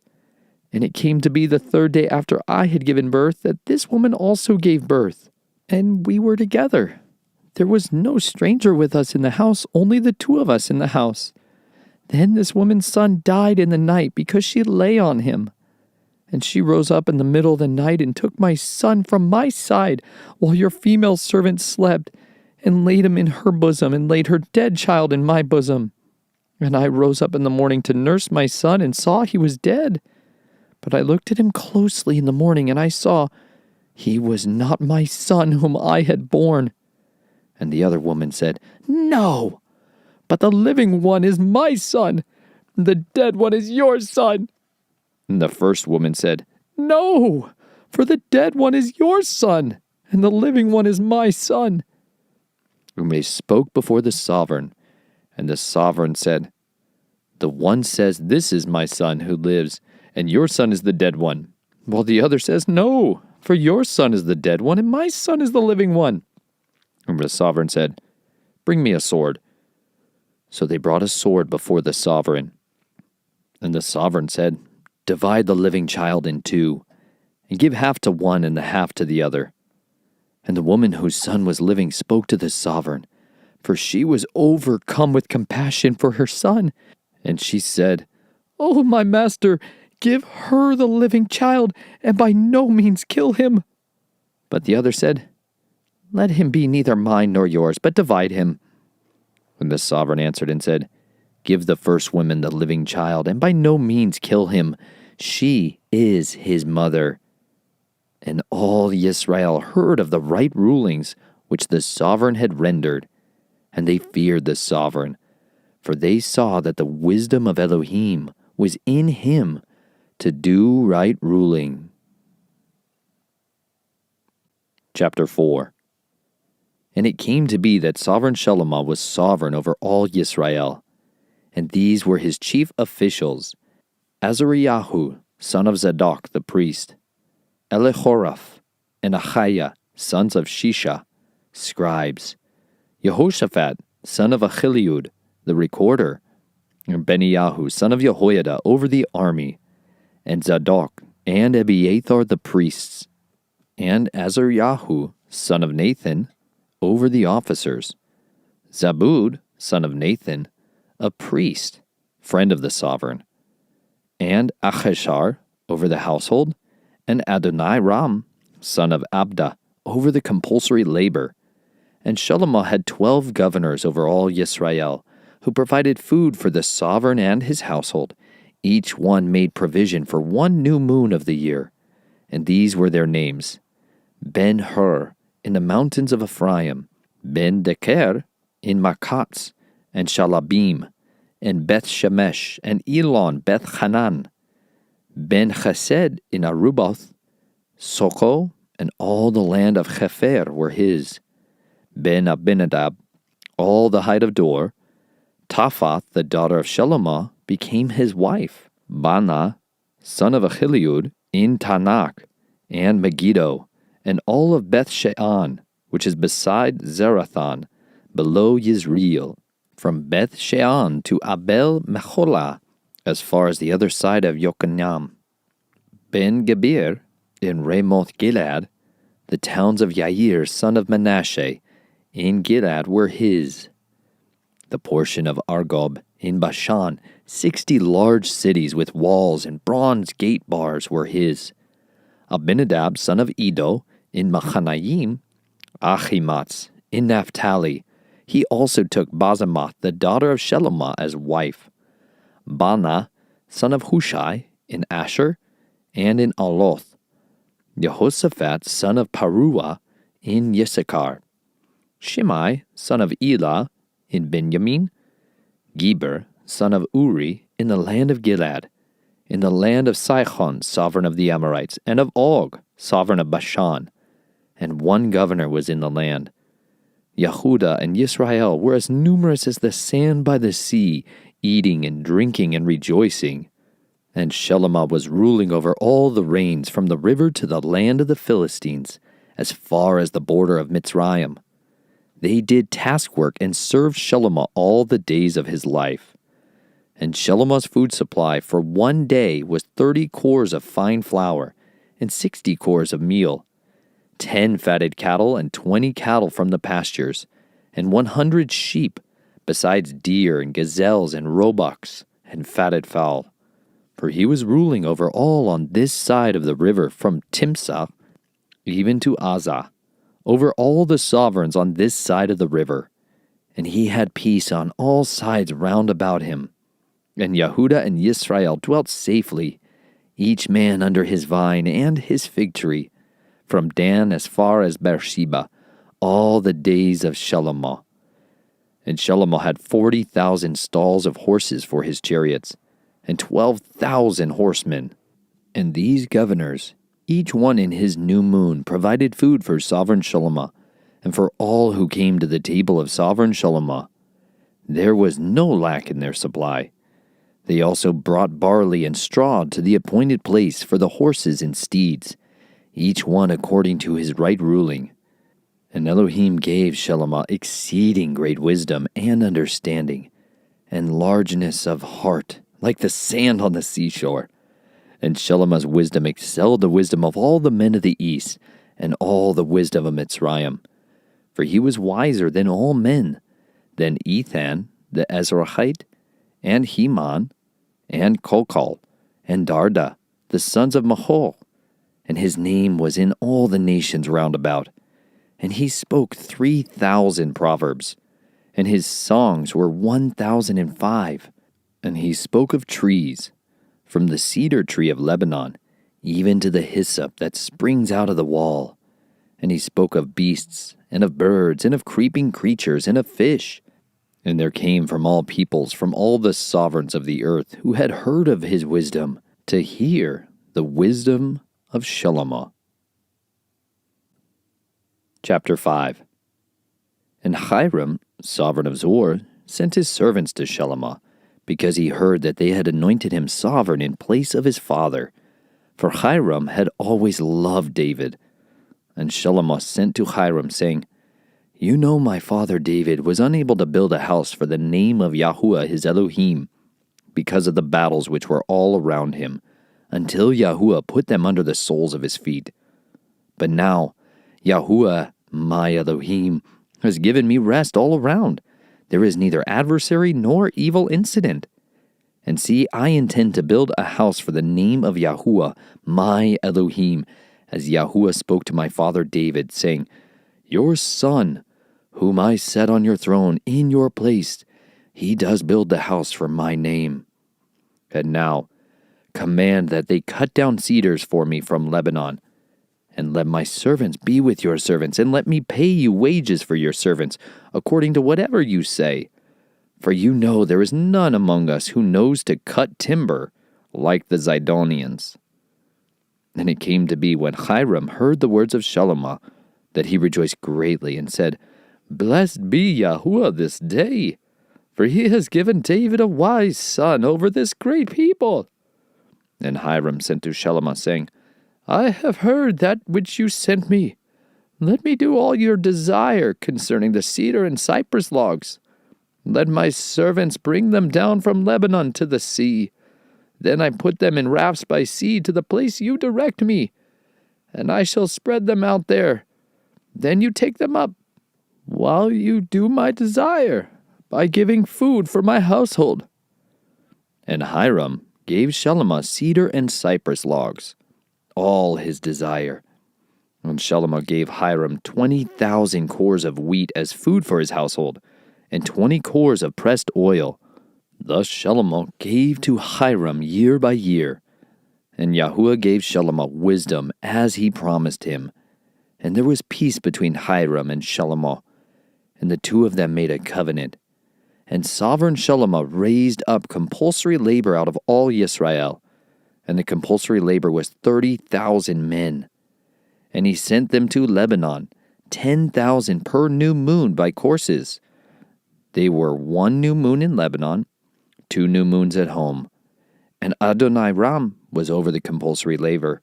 And Shalomah had 70,000 bearing burdens, and 80,000 hewing stone in the mountains, beside 3,300 from the chiefs of Shalomah's deputies who were over the work, those ruling over the people who labored in the work. And the sovereign commanded, and they brought large stones, precious stones, to lay the foundation of the house with hewn stones. And Shalomah's builders and Hiram's builders and the men of Gebal did hew, and prepared timber and stones to build the house. Chapter 6. And it came to be in the 480th year after the children of Yisrael had come out of the land of Mitzrayim, in the 4th year of the reign of Shalomah over Yisrael, in the new moon of Ziv, which is the 2nd new moon, that he began to build the house of Yahuwah. And the house which sovereign Shalomah built for Yahuwah was 60 cubits long, and 20 wide, and 30 cubits high. And the porch at the front of the hekal of the house was 20 cubits long, according to the breadth of the house, and its width 10 cubits, from the front of the house. And he made for the house windows with narrowed frames. And against the wall of the house he built rooms all around, against the wall of the house, all around the hekal and the speaking place. Thus he made side rooms all around. The lowest side room was 5 cubits wide, and the middle one was 6 cubits wide, and the third one was 7 cubits wide. For he made narrow ledges around the outside of the house, so as not to lay hold on the walls of the house. And the house, when it was being built, was built with finished stone made ready beforehand, so that no hammer or chisel or any iron tool was heard in the house while it was being built. The doorway for the middle side room was on the right side of the house, and they went up by stairs to the middle side rooms, and from the middle to the third. So he built the house and completed it, and he paneled the house with beams and boards of cedar. And he built the side rooms of the structure against all the house, each 5 cubits high, and they were fastened to the house with cedar beams. And the word of Yahuwah came to Shalomah, saying, This house which you are building, if you walk in my laws and do my right rulings, and shall guard all my commands and walk in them, then I shall confirm my word with you which I spoke to your father David. and shall dwell in the midst of the children of Israel, and not forsake my people Israel. So Shalom built the house and completed it. And he built the walls of the house inside with cedar boards, from the floor of the house to the ceiling. He paneled them on the inside with wood, and covered the floor of the house with planks of cypress. And he built 20 cubits at the rear of the house, from floor to the walls, with cedar boards. And he built it inside as the speaking place, as the most set-apart place. And the house was 40 cubits. It is the Hakal before it. And the cedar for the house inside was carved with ornaments and open flowers. All was cedar. Not a stone was seen. And he prepared the speaking place in the midst of the house, to place the ark of the covenant of Yahuwah there. And the front of the speaking place was 20 cubits long, and 20 cubits wide, and 20 cubits high. And he overlaid it with refined gold, and overlaid the slaughter place of cedar. And Shalom overlaid the inside of the house with refined gold, and made gold chains pass over the front of the speaking place, and overlaid it with gold. Thus he overlaid the entire house with gold, until the entire house was completed. The entire slaughter place that was by the speaking place he overlaid with gold. And inside the speaking place he made 2 cherubim of olive wood, 10 cubits high. And one wing of the cherub was 5 cubits, and the other wing of the cherub 5 cubits, 10 cubits from the tip of one wing to the tip of the other. And the other cherub was 10 cubits. Both cherubim were of the same size and shape. And the height of one cherub was 10 cubits, and so was the other cherub. And he placed the cherubim in the midst of the inner house. And they stretched out the wings of the cherubim, so that the wing of the one touched one wall, and the wing of the other cherub touched the other wall. And their wings touched each other in the middle of the room. And he overlaid the cherubim with gold. And he carved all the walls of the house all around, both inside and outside, with carved figures of cherubim, and palm trees and open flowers. And he overlaid the floor of the house with gold, inside and outside. And for the entrance of the speaking place he made doors of olive wood, the lintel, doorposts, a fifth. And the 2 doors were of olive wood, and he carved on them figures of cherubim, and palm trees, and open flowers, and overlaid them with gold. And he spread the gold on the cherubim, and on the palm trees. And so he made doorposts for the door of the Hakal of olive wood, a 4th part. And the 2 doors were of cypress wood, the 2 leaves of the one folded, and the 2 leaves of the other door folded. And he carved cherubim and palm trees and open flowers, and overlaid them with gold smoothly on the carved work. And he built the inner courtyard with 3 rows of hewn stone, and a row of cedar beams.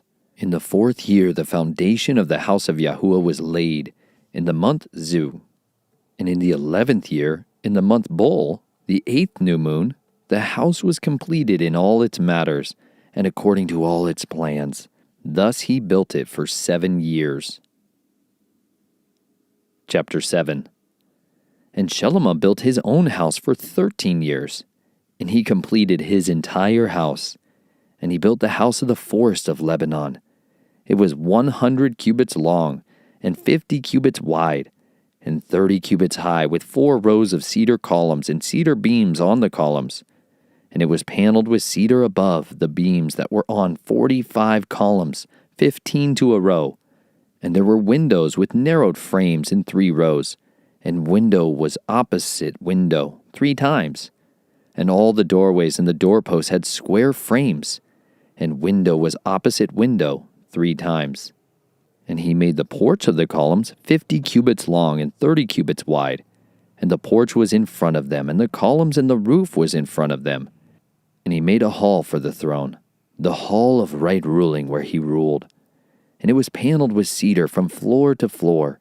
And the house where he was to dwell, in the other courtyard, within the hall, was of like workmanship.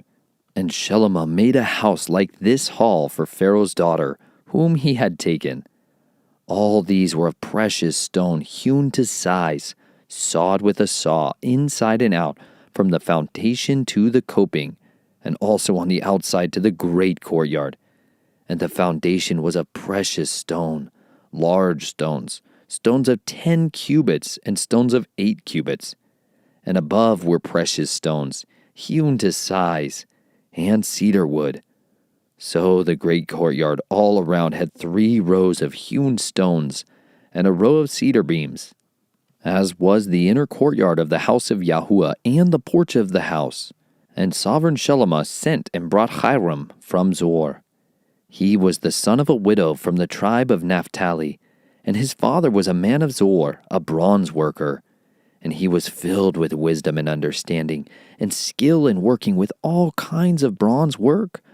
So he came to sovereign Shelomah and did all his work. And he cast 2 columns of bronze, each 18 cubits high, and a line of 12 cubits measured the circumference of each. And he made 2 capitals of cast bronze, to put on the tops of the columns. The height of one capital was 5 cubits, and the height of the other capital was 5 cubits. A lattice network with wreaths of chainwork for the capitals which were on top of the columns. 7 chains for one capital, and 7 for the other capital. And he made the columns and 2 rows of pomegranates above the network all around to cover the capitals that were on top. And so he did for the other capital. And the capitals that were on top of the columns in the hall were in the shape of lilies, 4 cubits. And there were capitals above also on the 2 columns, by the bulge which was next to the network. And the pomegranates were 200 in rows on each of the capitals all around. And he set up the columns by the porch of the Hekal. And he set up the column on the right and called its name Yokin. And he set up the column on the left and called its name Boaz. And on the top of the columns was lily work. Thus the work of the columns was completed. And he made the sea of cast metal, 10 cubits from one rim to the other, round all about, and 5 cubits high, and a line of 30 cubits measured around it. And below its rim were ornaments all around, 10 to a cubit, all the way around the sea. The ornaments were cast in 2 rows when it was cast. It stood on 12 oxen, 3 facing north, and 3 facing west, and 3 facing south, and 3 facing east. And the sea was set upon them, and all their back parts were inward. And it was a handbreadth thick, and its rim was shaped like the rim of a cup, like a lily blossom. It held 2,000 baths. And he made 10 stands of bronze. Each stand was 4 cubits long and 4 cubits wide and 3 cubits high. And this is how the stands were made. They had side panels, and the side panels were between frames. And on the side panels that were between the frames were lions, oxen, and cherubim, and a pedestal above on the frame. Below the lions and oxen were wreaths of beaten work. And each stand had 4 bronze wheels and axles of bronze, and its 4 feet had supports. Under the basin were cast supports beside each wreath. And its opening inside the crown at the top was 1 cubit, and the opening was round, like the work of the pedestal, 1.5 cubits. And also on the opening were engravings. But the side panels were square, not round. And the 4 wheels were under the side panels, and the axles of the wheels were joined to the stand, and the height of a wheel was 1.5 cubits. And the wheels were made like chariot wheels. Their axle pins and their rims and their spokes and their hubs were all cast. And there were 4 supports at the 4 corners of each stand. Its supports were of the stand itself. And on the top of the stand, 0.5 cubit in height, round all around. And on the top of the stand, its flanges and its side panels were of the same. And on the plates of its flanges, on its side panels, he engraved cherubim, lions, and palm trees, according to the clear space on each, with wreaths all around. He made 10 stands like this. All of them were of one mold, one measure, and one shape. And he made 10 basins of bronze. Each basin contained 40 baths, and each basin was 4 cubits, 1 basin on each of the 10 stands. And he put 5 stands on the right side of the house, and 5 on the left side of the house. And he put the sea on the right side of the house to the east, facing south. And Hiram made the pots and the shovels and the bowls. And Hiram completed doing all the work that he was to do for sovereign Shalomah on the house of Yahuwah, the 2 columns, and the bowl-shaped capitals that were on top of the columns, and the 2 networks covering the 2 bowl-shaped capitals which were on top of the columns, and the 400 pomegranates for the 2 networks, 2 rows of pomegranates for each network, to cover the 2 bowl-shaped capitals that were on top of the columns, and the 10 stands, and the 10 basins on the stands, and the 1 sea, and 12 oxen under the sea, and the pots, and the shovels, and the bowls, and all these utensils which Hiram made for sovereign Shalomah, for the house of Yahuwah, were of polished bronze. The sovereign had them cast in clay in the district of Yarden, between Sukkot and Zarathan.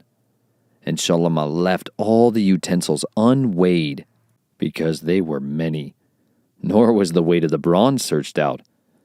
So Shalomah made all the utensils for the house of Yahuwah, the slaughter place of gold, and the table of gold on which was the showbread, and the lampstands of refined gold, 5 on the right side and 5 on the left, in front of the speaking place, with the flowers and the lamps and the snuffers of gold, and the basins, and the snuffers, and the bowls, and the ladles, and the fire holders of refined gold, and the hinges of gold, both for the doors of the inner house, the most set-apart place, and for the doors of the house of the Hekal. Thus all the work which sovereign Shalomah had done for the house of Yahuwah was completed. And Shalomah brought in the set-apart items of his father David, the silver, and the gold, and the utensils, and he put them in the treasuries of the house of Yahuwah. Chapter 8.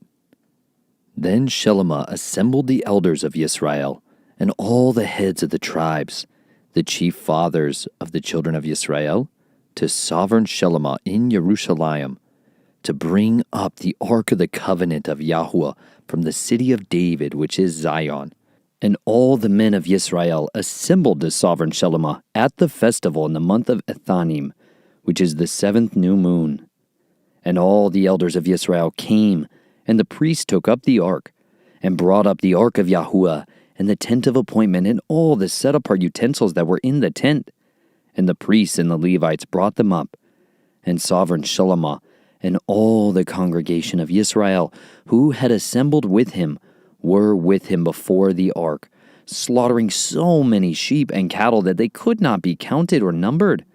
And the priest brought in the ark of the covenant of Yahuwah to its place, into the speaking place of the house, to the most set-apart place, under the wings of the cherubim. For the cherubim spread 2 wings over the place of the ark, and the cherubim covered over the ark and its poles, and the poles extended so that the end of the poles were seen from the set-apart place in front of the speaking place, but they were not seen from outside, and they are there to this day.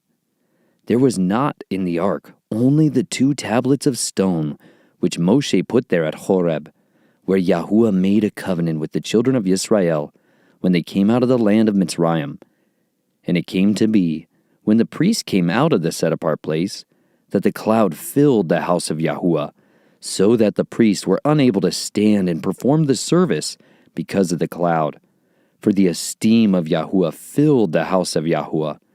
And Shalomah said, Yahuwah has said he would dwell in the dark cloud. I have indeed built you an exalted house, an established place for you to dwell in forever. And the sovereign turned around and blessed all the assembly of Israel, while all the assembly of Israel was standing. And he said, Blessed be Yahuwah Elohim of Yisrael, who spoke with his mouth to my father David, and with his hand has filled it, saying, Since the day I brought my people Yisrael out of Mitzrayim, I have chosen no city from any tribe of Yisrael, in which to build a house for my name to be there. But I chose David to be over my people Yisrael. And it was in the heart of my father David to build a house for the name of Yahuwah Elohim of Yisrael.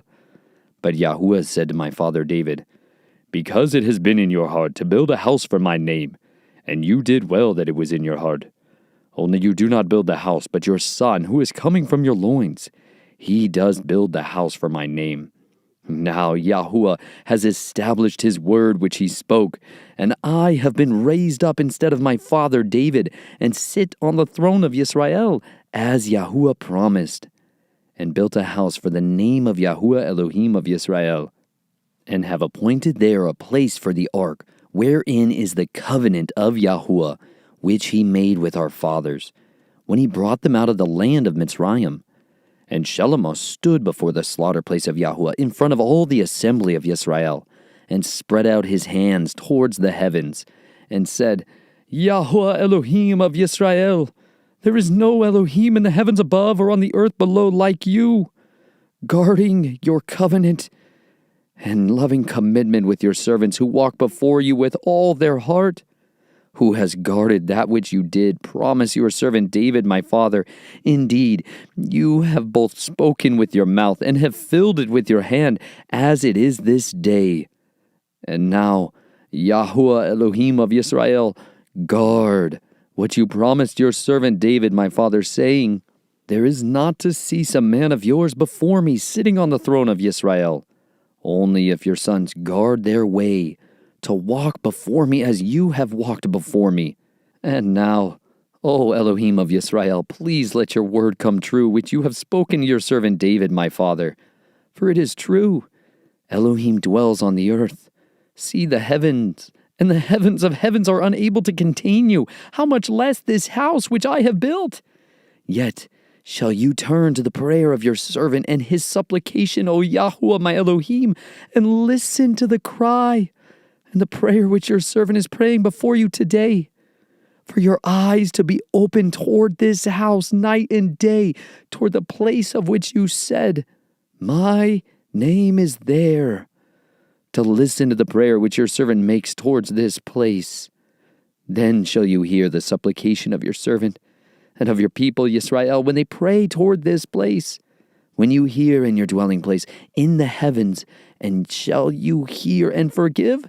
If anyone sins against his neighbor, and he has lifted up an oath on him to cause him to swear, and comes and swears before your slaughter place in this house, then hear in the heavens and act and rightly rule your servants, declaring the wrongdoer wrong, bringing his way on his head, and declaring the righteous right by giving him according to his righteousness.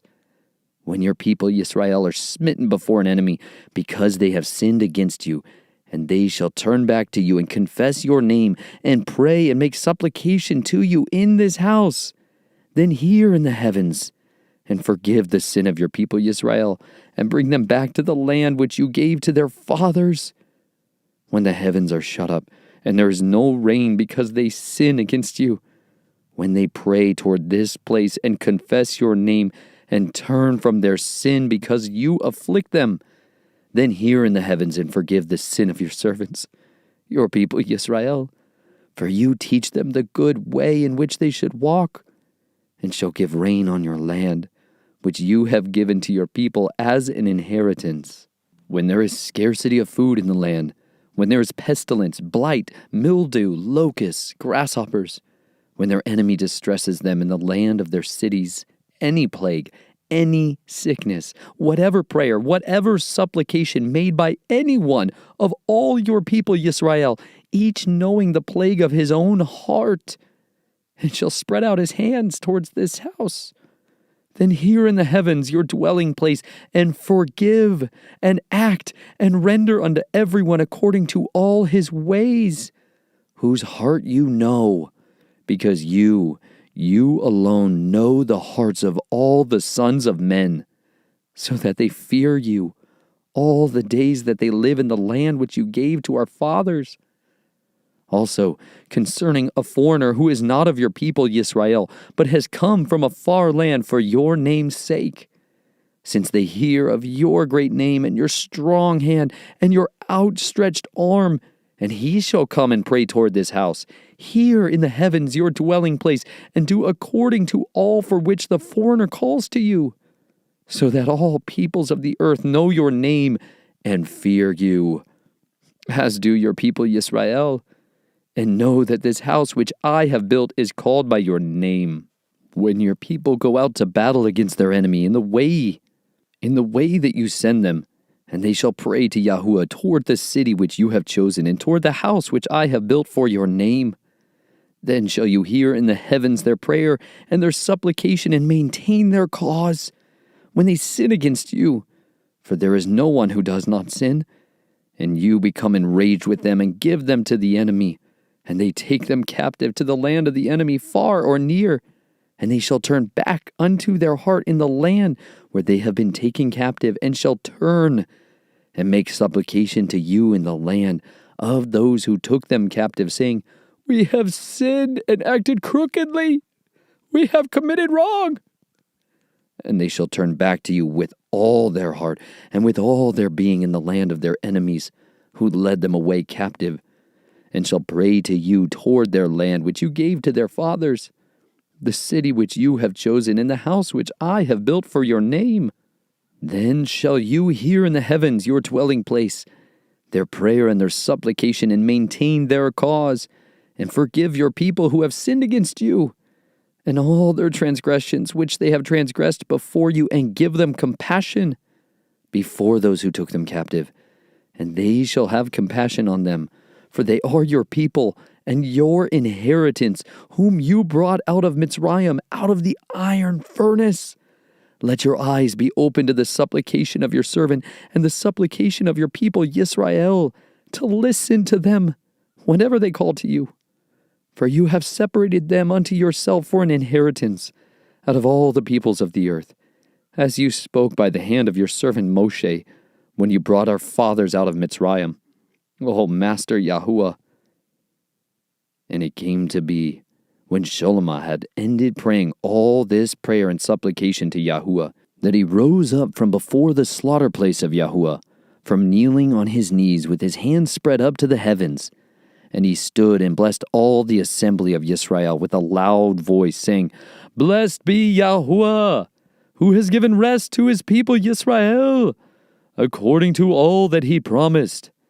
There has not failed one word of all his good word, which he promised through his servant Moshe. Yahuwah our Elohim is with us, as he was with our fathers. He does not leave us nor forsake us, to incline our hearts to himself, to walk in all his ways, and to guard his commands, and his laws, and his right rulings, which he commanded our fathers. And let these words of mine, with which I have made supplication before Yahuwah, be near Yahuwah our Elohim day and night, to maintain the cause of his servant and the cause of his people Yisrael, the matter of each day in its day, so that all the peoples of the earth might know that Yahuwah is Elohim, and there is no one else. Let your heart therefore be perfect to Yahuwah our Elohim, to walk in his laws and guard his commands, as it is this day.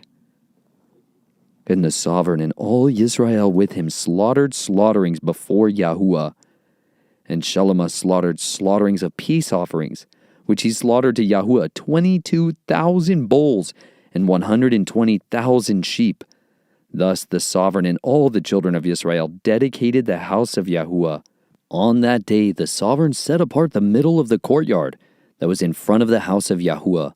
For there he made ascending offerings, and the grain offerings, and the fat of the peace offerings, because the bronze slaughter place that was before Yahuwah was too small to contain the ascending offerings, and the grain offerings, and the fat of the peace offerings. And Shalomah at that time performed the festival, and all Yisrael with him, a great assembly from the entrance of Hamath to the Wadi of Mitzrayim, before Yahuwah our Elohim, 7 days, and 7 days, 14 days. On the 8th day he sent the people away, and they blessed the sovereign, and went to their tents rejoicing and glad of heart for all the goodness that Yahuwah had done for his servant David, and for Yisrael his people. Chapter 9. And it came to be, when Shalomah had finished building the house of Yahuwah, and the house of the sovereign, and all the desire of Shalomah which he was pleased to do, that Yahuwah appeared to Shalomah the second time, as he had appeared to him at Gibeon. And Yahuwah said to him, I have heard your prayer, and your supplication that you have made before me. I have set this house apart which you have built to put my name there forever, and my eyes and my heart shall always be there. And you, if you walk before me as your father David walked, in integrity of heart and in uprightness, to do according to all that I have commanded you, if you guard my laws and my right rulings, then I shall establish the throne of your reign over Israel forever, as I promised David your father, saying, there is not to cease a man of yours on the throne of Israel. If you at all turn back, you or your sons, from following me, and do not guard my commands, my laws, which I have set before you, you shall go and serve other mighty ones, and bow yourselves to them.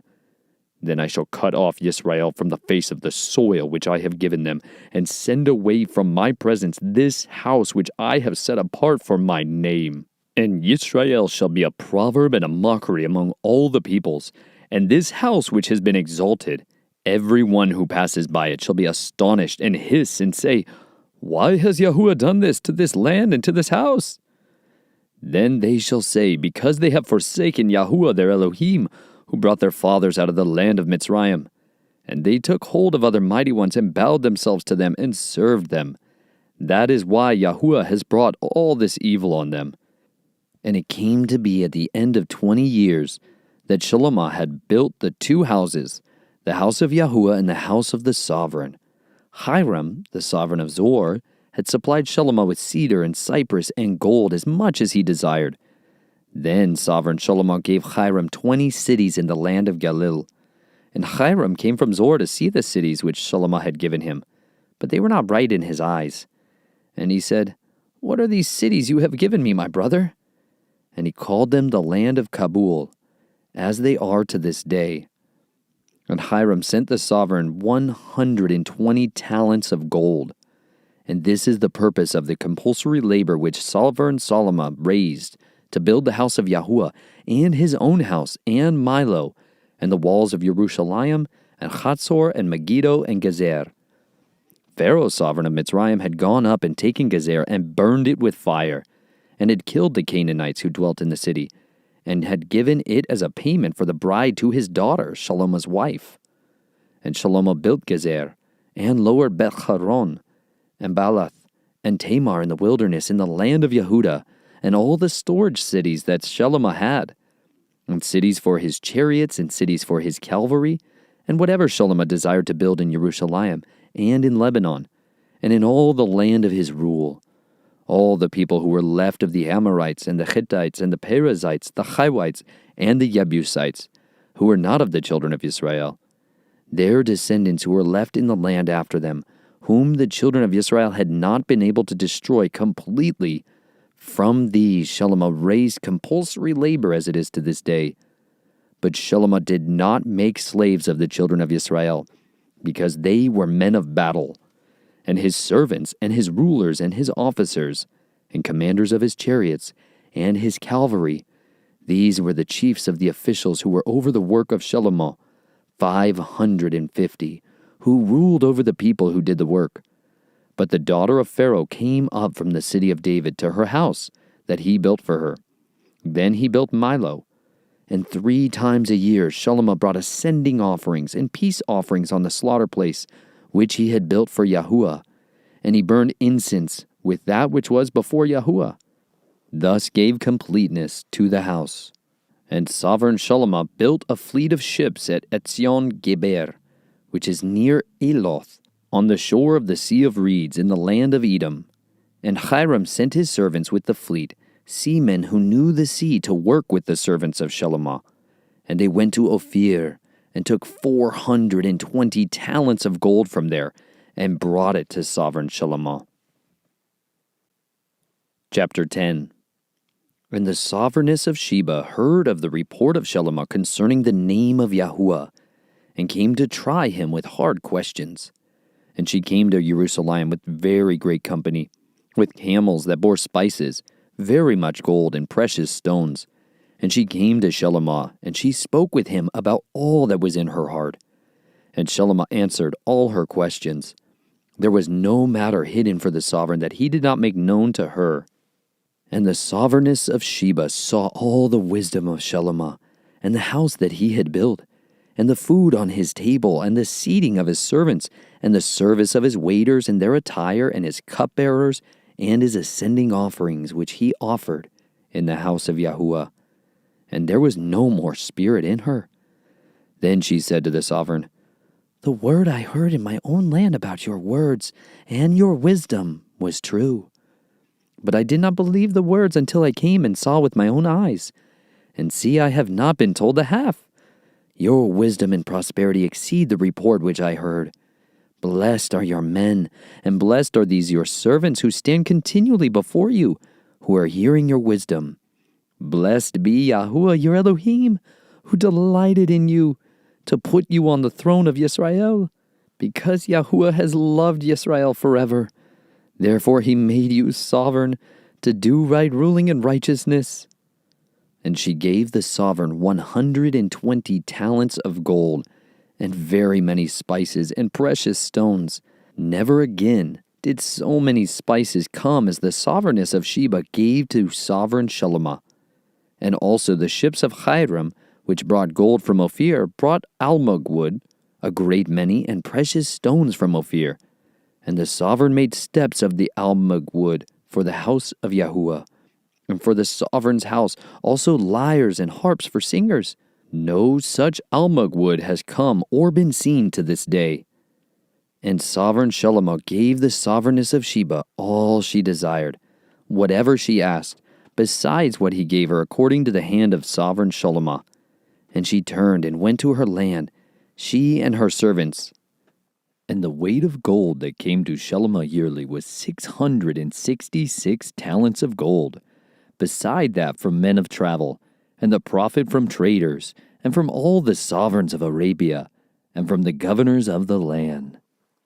And sovereign Shalomah made 200 large shields of beaten gold. 600 pieces of gold went into each shield, and 300 shields of beaten gold.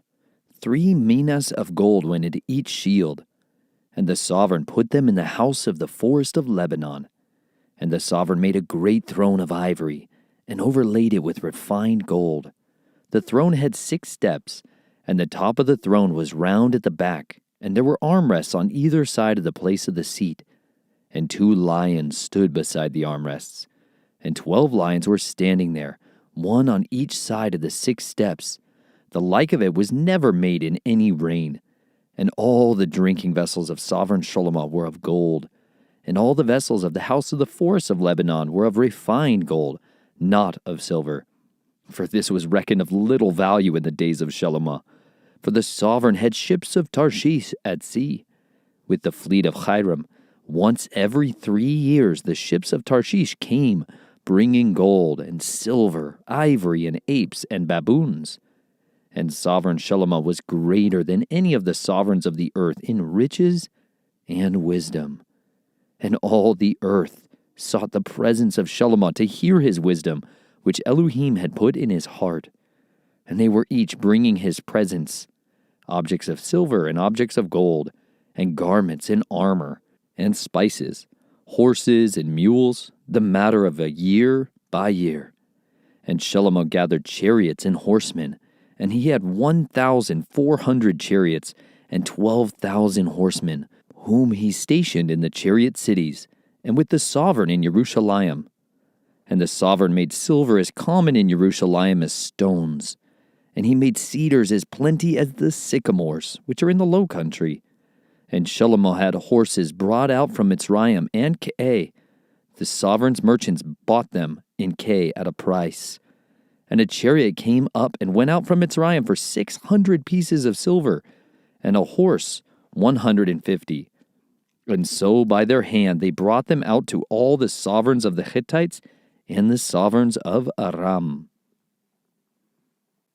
Chapter 11. And sovereign Shalomah loved many foreign women, in addition to the daughter of Pharaoh, Moabite, Ammonite, Edomite, Zidonian, and Hittite women, from the nations of whom Yahuwah had said to the children of Israel, "You do not go into them, and they do not go into you, for they shall certainly turn away your hearts after their mighty ones." Shalomah clung to these in love. And he had 700 wives, princesses, and 300 concubines. And his wives turned away his heart. And it came to be when Shelomah was old that his wives turned away his heart after other mighty ones. And his heart was not perfect with Yahuwah his Elohim, as was the heart of his father David. Then Shelomah built a high place for Chemosh, the abomination of Moab, on the hill that is east of Jerusalem, and for Molech, the abomination of the children of Ammon.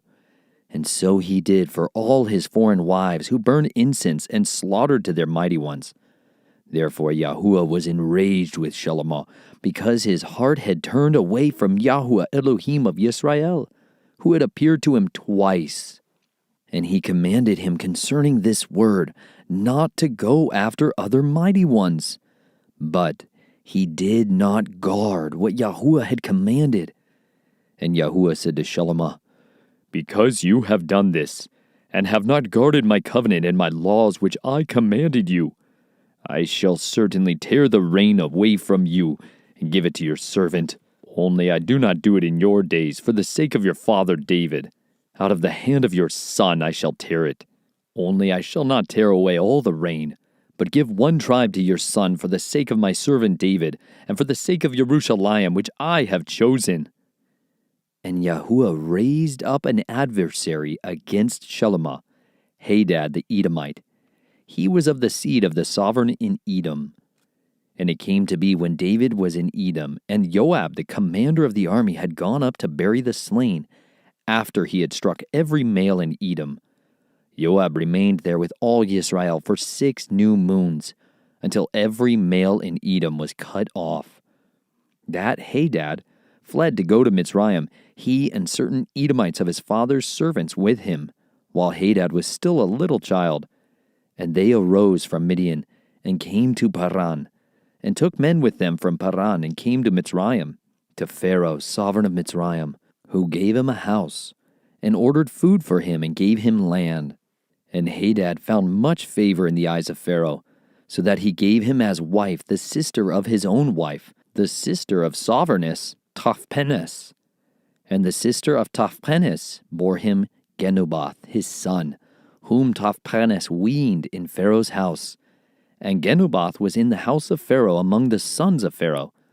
And Hadad heard in Mitzrayim that David slept with his fathers, and that Joab the commander of the army was dead. And Hadad said to Pharaoh, Let me go to my land. And Pharaoh said to him, But what have you lacked with me, that you are now seeking to go to your own land? And he answered, No, but please let me go. And Elohim raised up another adversary against him, Rezon, son of Eliada, who had fled from his master, Hadadezer, sovereign of Zobah, and gathered men to him and became a commander over a raiding band when David killed those of Zobah. And they went to Damasek and dwelt there and reigned in Damasek. And he was an adversary of Yisrael all the days of Shelomah, beside the trouble that Hadad caused, and he was hostile to Yisrael and reigned over Aram. And a servant of Shelomah, Jeroboam, son of Nebat, an Ephraimite from Zerudah, whose mother's name was Zeruiah, a widow, also lifted up a hand against the sovereign. And this is what caused him to lift up a hand against the sovereign. Shelomah had built Milo, repairing the breaks in the city of David his father. And the man, Jeroboam, was a brave man. And Shelomah, seeing that the young man was doing his work well, made him the officer over all the compulsory labor of the house of Joseph. And it came to be at that time when Jeroboam went out of Jerusalem, that the prophet Ahiah, the Shilonite, met him on the way, and he was wearing a new garment, and the two were alone in the field. And Ahiah took hold of the new garment that was on him, and tore it into 12 pieces, and said to Jeroboam, Take for yourself 10 pieces, for thus said Yahuwah, the Elohim of Yisrael, See, I am tearing the reign out of the hand of Shelomah, and shall give 10 tribes to you.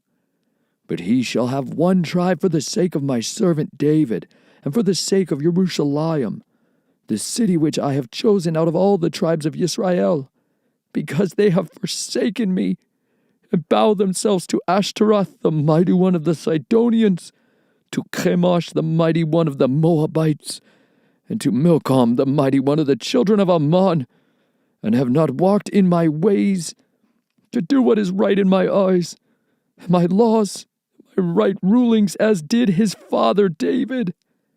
But I do not take all the reign out of his hand, because I have made him ruler all the days of his life for the sake of my servant David, whom I chose because he guarded my commands and my laws. And I shall take the reign out of his son's hands and give it to you, the 10 tribes. And to his son I give 1 tribe, so that my servant David shall always have a lamp before me in Jerusalem, the city which I have chosen for myself to put my name there.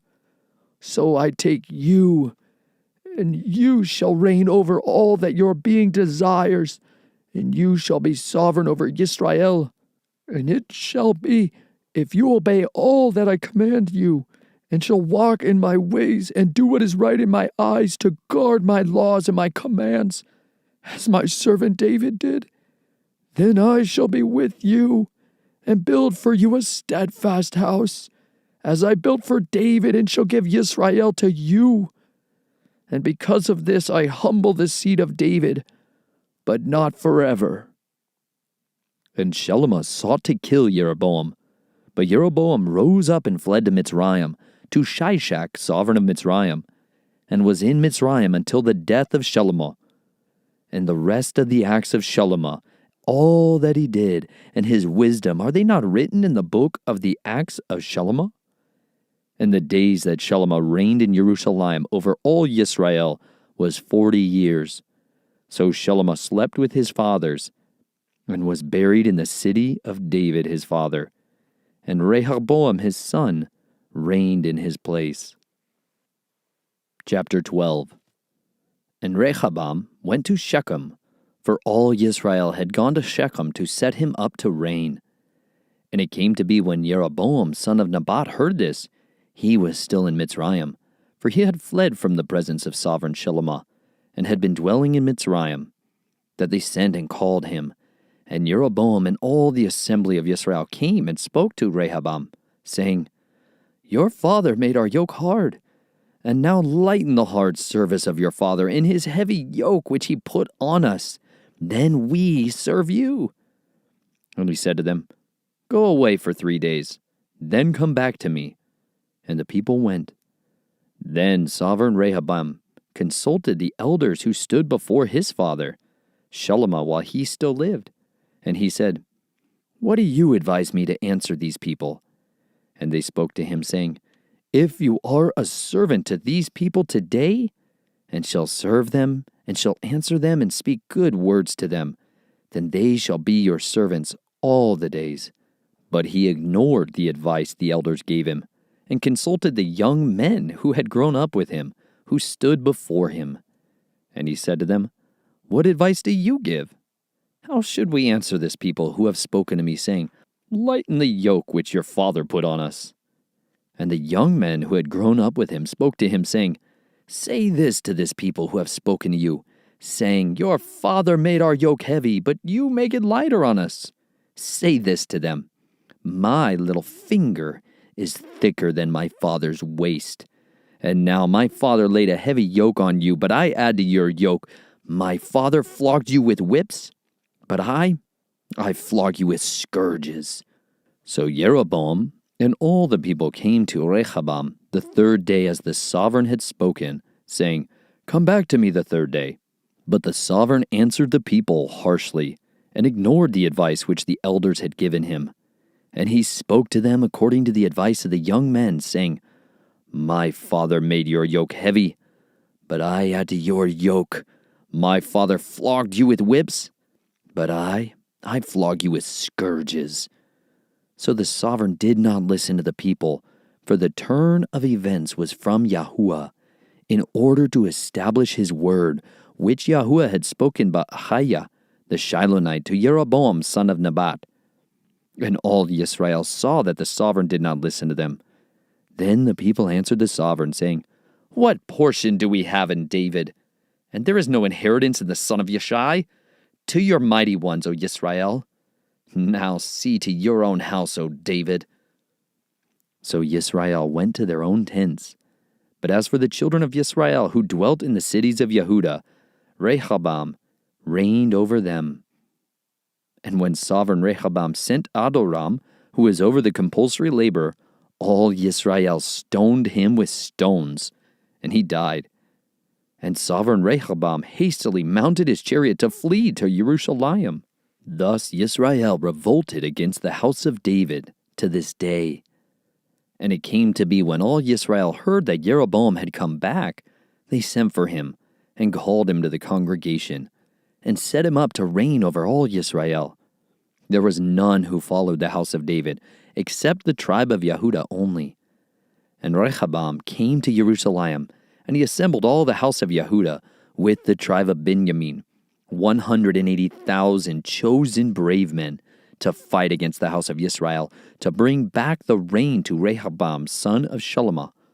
But the word of Elohim came to Shemaiah, the man of Elohim, saying, Speak to Rehoboam, son of Shalomah, sovereign of Yehudah, and to all the house of Yehudah and Benjamin, and to the rest of the people, saying, Thus said Yahuwah, Do not go up or fight against your brothers, the children of Israel. Let every man return to his house, for this matter is from me. So they obeyed the word of Yahuwah, and turned back according to the word of Yahuwah.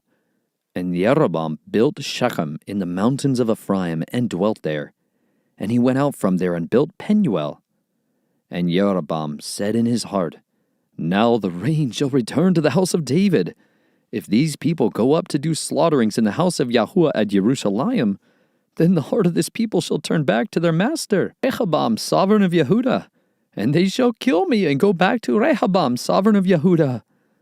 So the sovereign took counsel and made 2 calves of gold, and said to the people, It is too much for you to go up to Jerusalem.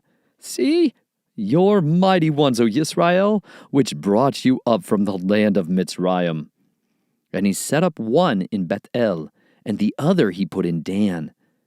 And this matter became a sin, for the people went before the one as far as Dan.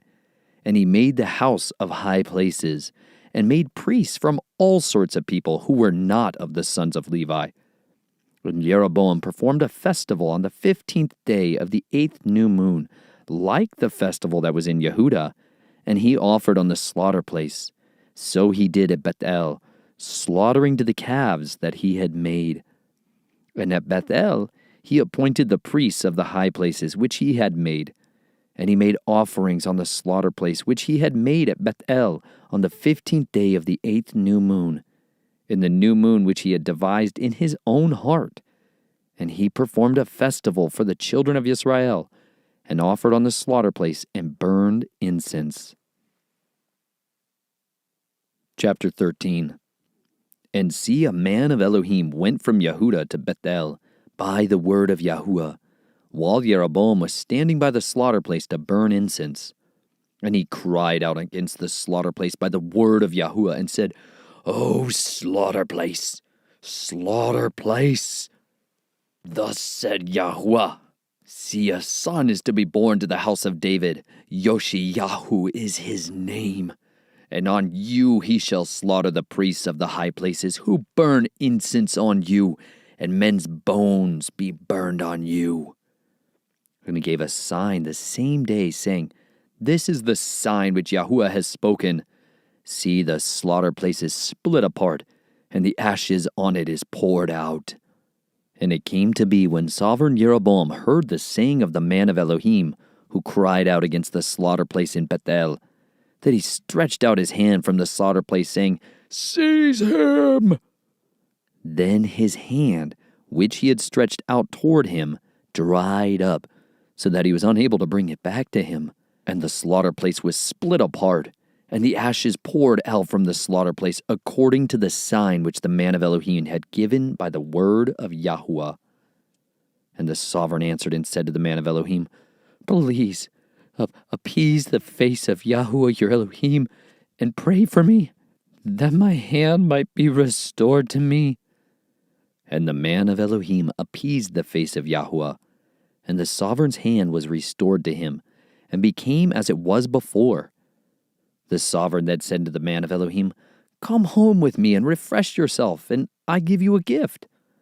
But the man of Elohim said to the sovereign, If you were to give me half your house, I do not go in with you, nor do I eat bread, nor drink water in this place.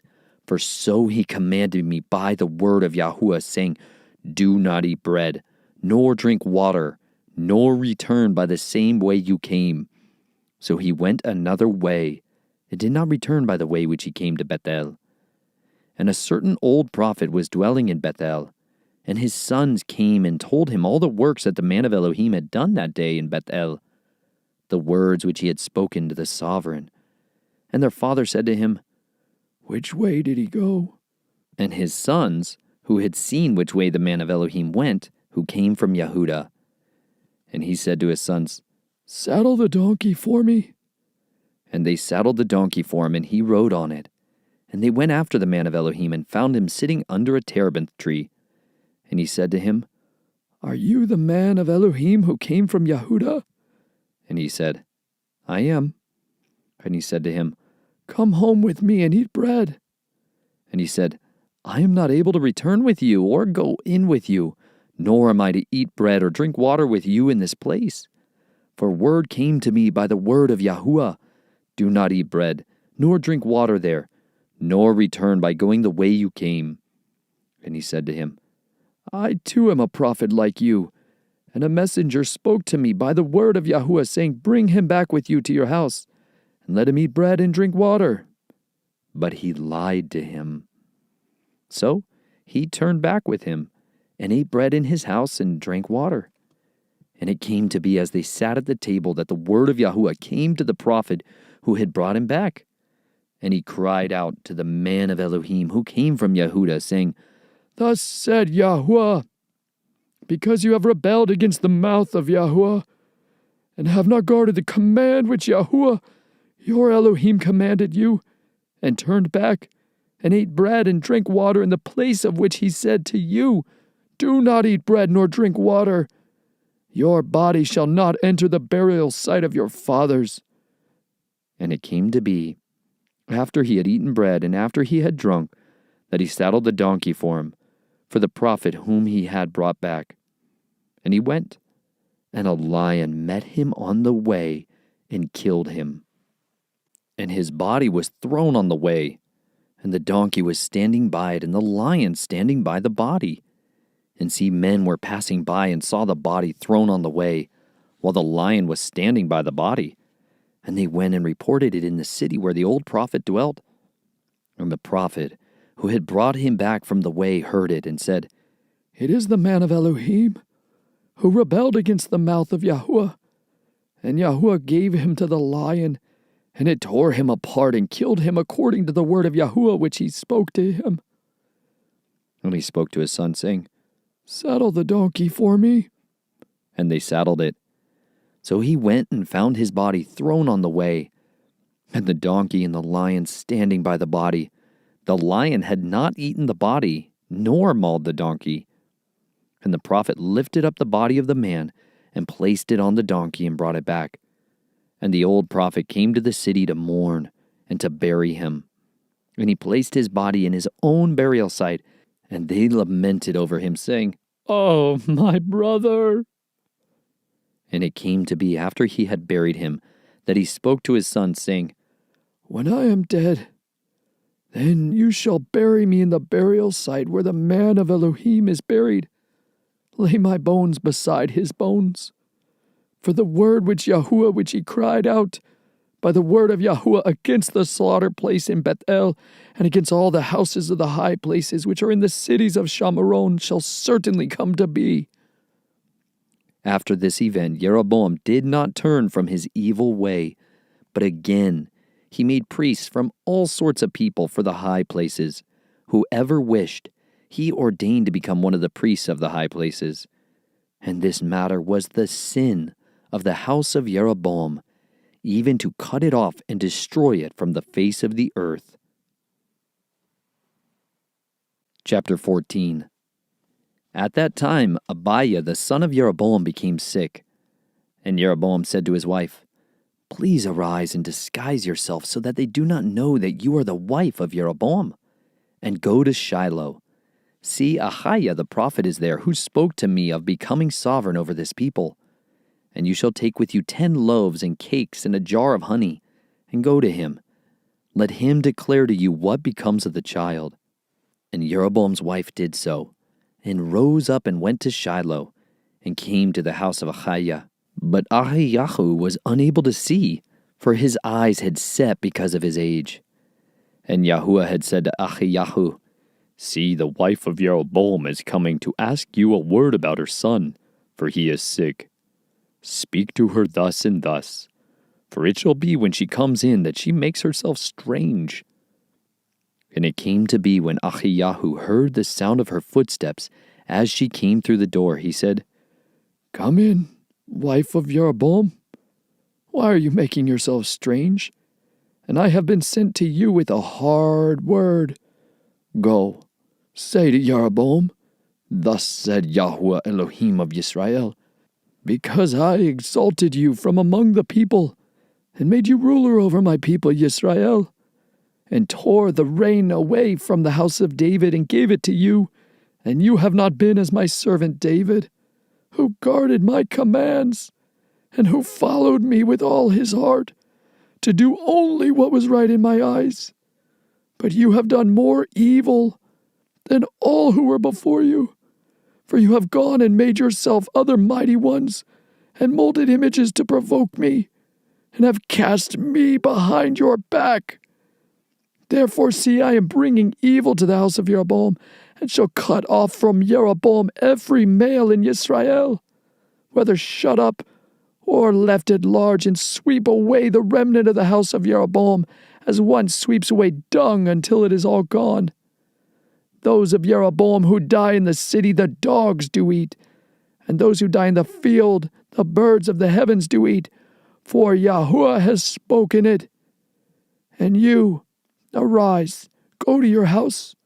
When your feet enter the city, the child shall die, and all Israel shall mourn for him and bury him, for he is the only one of Jeroboam who shall come to the burial site, because in him there is found a good report toward Yahuwah Elohim of Israel, in the house of Jeroboam. And Yahuwah shall raise up for himself a sovereign over Israel, who cuts off the house of Jeroboam this day, and even now. And Yahuwah shall strike Israel as a reed is shaken in the water, and shall pluck Israel from this good soil which he gave to their fathers, and shall scatter them beyond the river, because they made their Asherim, provoking Yahuwah. And he shall give Israel up because of the sins of Jeroboam, who sinned, and who made Israel sin." And the wife of Jeroboam rose up, and went, and came to Tirzah. When she came to the threshold of the house, the child died, and they buried him. And all Israel lamented for him according to the word of Yahuwah, which he had spoken through his servant Ahiyahu the prophet. And the rest of the acts of Jeroboam, how he fought and how he reigned, see, they are written in the book of the annals of the sovereigns of Israel. And the days that Jeroboam reigned was 22 years. So he slept with his fathers, and Nadab his son reigned in his place. Meanwhile, Rehoboam son of Shelomah reigned in Yehudah. Rehoboam was 41 years old when he became sovereign, and he reigned 17 years in Jerusalem, the city which Yahuwah had chosen out of all the tribes of Israel to put his name there. And his mother's name was Naamah, the Ammonitess. And Yehudah did evil in the eyes of Yahuwah, and they provoked him to jealousy with their sins which they committed, more than all that their fathers had done. For they also built for themselves high places and pillars, and Asherim on every high hill and under every green tree. And there were also cult prostitutes in the land. They did according to all the abominations of the nations which Yahuwah dispossessed before the children of Israel. And it came to be in the 5th year of sovereign Rehoboam that Shishak, sovereign of Mitzrayim, came up against Jerusalem, and he took away the treasures of the house of Yahuwah, and the treasures of the sovereign's house. He even took away all. And he took away all the shields of gold which Shalomah had made. And sovereign Rehoboam made shields of bronze to replace them, and entrusted them into the hands of the chiefs of the guard, who guarded the entrance of the sovereign's house. And it came to be, whenever the sovereign went into the house of Yahuwah, the guards would bring them, then take them back into the guard room. And the rest of the acts of Rehoboam, and all that he did, are they not written in the book of the annals of the sovereigns of Yehudah? And there was fighting between Rehoboam and Jeroboam all the days. So Rehoboam slept with his fathers, and was buried with his fathers in the city of David. And the name of his mother was Naamah, the Ammonitess. And Abiam, his son, reigned in his place. Chapter 15. And in the 18th year of sovereign Jeroboam, son of Nebat, Abiam became sovereign over Yehudah. He reigned 3 years in Jerusalem, and his mother's name was Maachah, the granddaughter of Absalom. And he walked in all the sins of his fathers, which he had done before him, and his heart was not perfect to Yahuwah his Elohim, as was the heart of his father David. But for David's sake, Yahuwah his Elohim gave him a lamp in Jerusalem to raise up his son after him, and by establishing Jerusalem. For David did what was right in the eyes of Yahuwah, and did not turn aside from all that he commanded him all the days of his life, except in the matter of Uriah the Hittite. And there was fighting between Rehoboam and Jeroboam all the days of his life. And the rest of the acts of Abiam, and all that he did, are they not written in the book of the annals of the sovereigns of Yehudah? And there was fighting between Abiam and Jeroboam. So Abiam slept with his fathers, and they buried him in the city of David, and Asa, his son, reigned in his place. And in the 20th year of Jeroboam, sovereign of Israel, Asa became sovereign over Yehudah, and he reigned 41 years in Jerusalem. And his grandmother's name was Maachah, the granddaughter of Absalom. And Asa did what was right in the eyes of Yahuwah, as his father David had done, and put away the cult prostitutes from the land, and removed all the idols that his father had made. And he also removed Maachah, his grandmother, from being sovereigness as mother, because she had made an abominable image for Asherah. And Asa cut down her abominable image and burned it by the Wadi Kidron. But the high places were not removed. However, Asa's heart was perfect with Yahuwah all his days. And he brought into the house of Yahuwah the set-apart items of his father, and his own set-apart items, silver and gold and utensils. And there was fighting between Asa and Baasha, sovereign of Israel, all their days. And Baasha, sovereign of Israel, came up against Yehudah, and built Ramah, to keep anyone from going out or coming in to Asa, sovereign of Yehudah. And Asa took all the silver and gold that was left in the treasuries of the house of Yahuwah, and the treasuries of the sovereign's house, and gave them into the hand of his servants. And sovereign Asa sent them to Ben-Hadad, son of Tabrimon, son of Hezion, sovereign of Aram, who dwelt in Damascus, saying, "Let there be a covenant between you and me, as there was between my father and your father.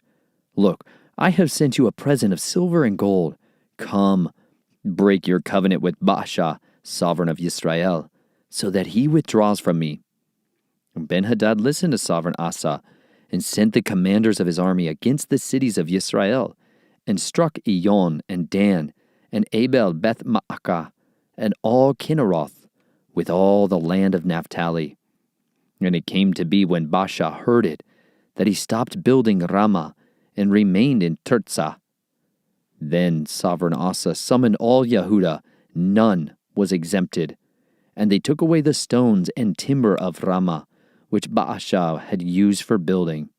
And with them sovereign Asa built Geba of Benjamin, and Mitzpah, and all the rest of the acts of Asa, and all his might, and all that he did, and the cities which he built, are they not written in the book of the annals of the sovereigns of Yehudah? But in the time of his old age, he was diseased in his feet. So Asa slept with his fathers, and was buried with his fathers in the city of David his father. And Jehoshaphat, his son, reigned in his place. And Nadab, son of Jeroboam, became sovereign over Israel in the 2nd year of Asa, sovereign of Yehudah. And he reigned over Israel 2 years. And he did evil in the eyes of Yahuwah, and walked in the way of his father, and in his sin by which he had made Israel sin. Then Baasha, son of Achiah, of the house of Issachar, conspired against him. And Baasha struck him at Gibeon, which belonged to the Philistines. For Nadab and all Israel had laid siege to Gibeon. And Baasha killed him in the 3rd year of Asa, sovereign of Yehudah, and reigned in his place. And it came to be, when he became sovereign, that he struck all the house of Jeroboam. He did not leave to Jeroboam anyone breathing, until he had destroyed him according to the word of Yahuwah, which he had spoken by his servant Achiah the Shilonite. Because of the sins of Jeroboam, which he had sinned, and by which he had made Israel sin, because of his provocation with which he had provoked Yahuwah, Elohim of Israel. And the rest of the acts of Nadab, and all that he did, are they not written in the book of the annals of the sovereigns of Israel? And there was fighting between Asa and Baasha, sovereign of Israel, all their days.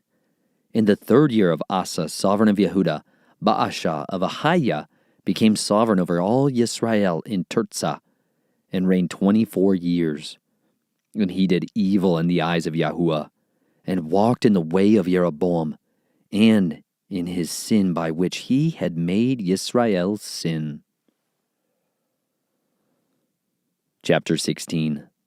Then the word of Yahuwah came to Jehu, son of Hanani, against Baasha, saying, Because I raised you up out of the dust, and made you ruler over my people Yisrael, but you walked in the way of Jeroboam, and made my people Yisrael sin, to provoke me with their sins.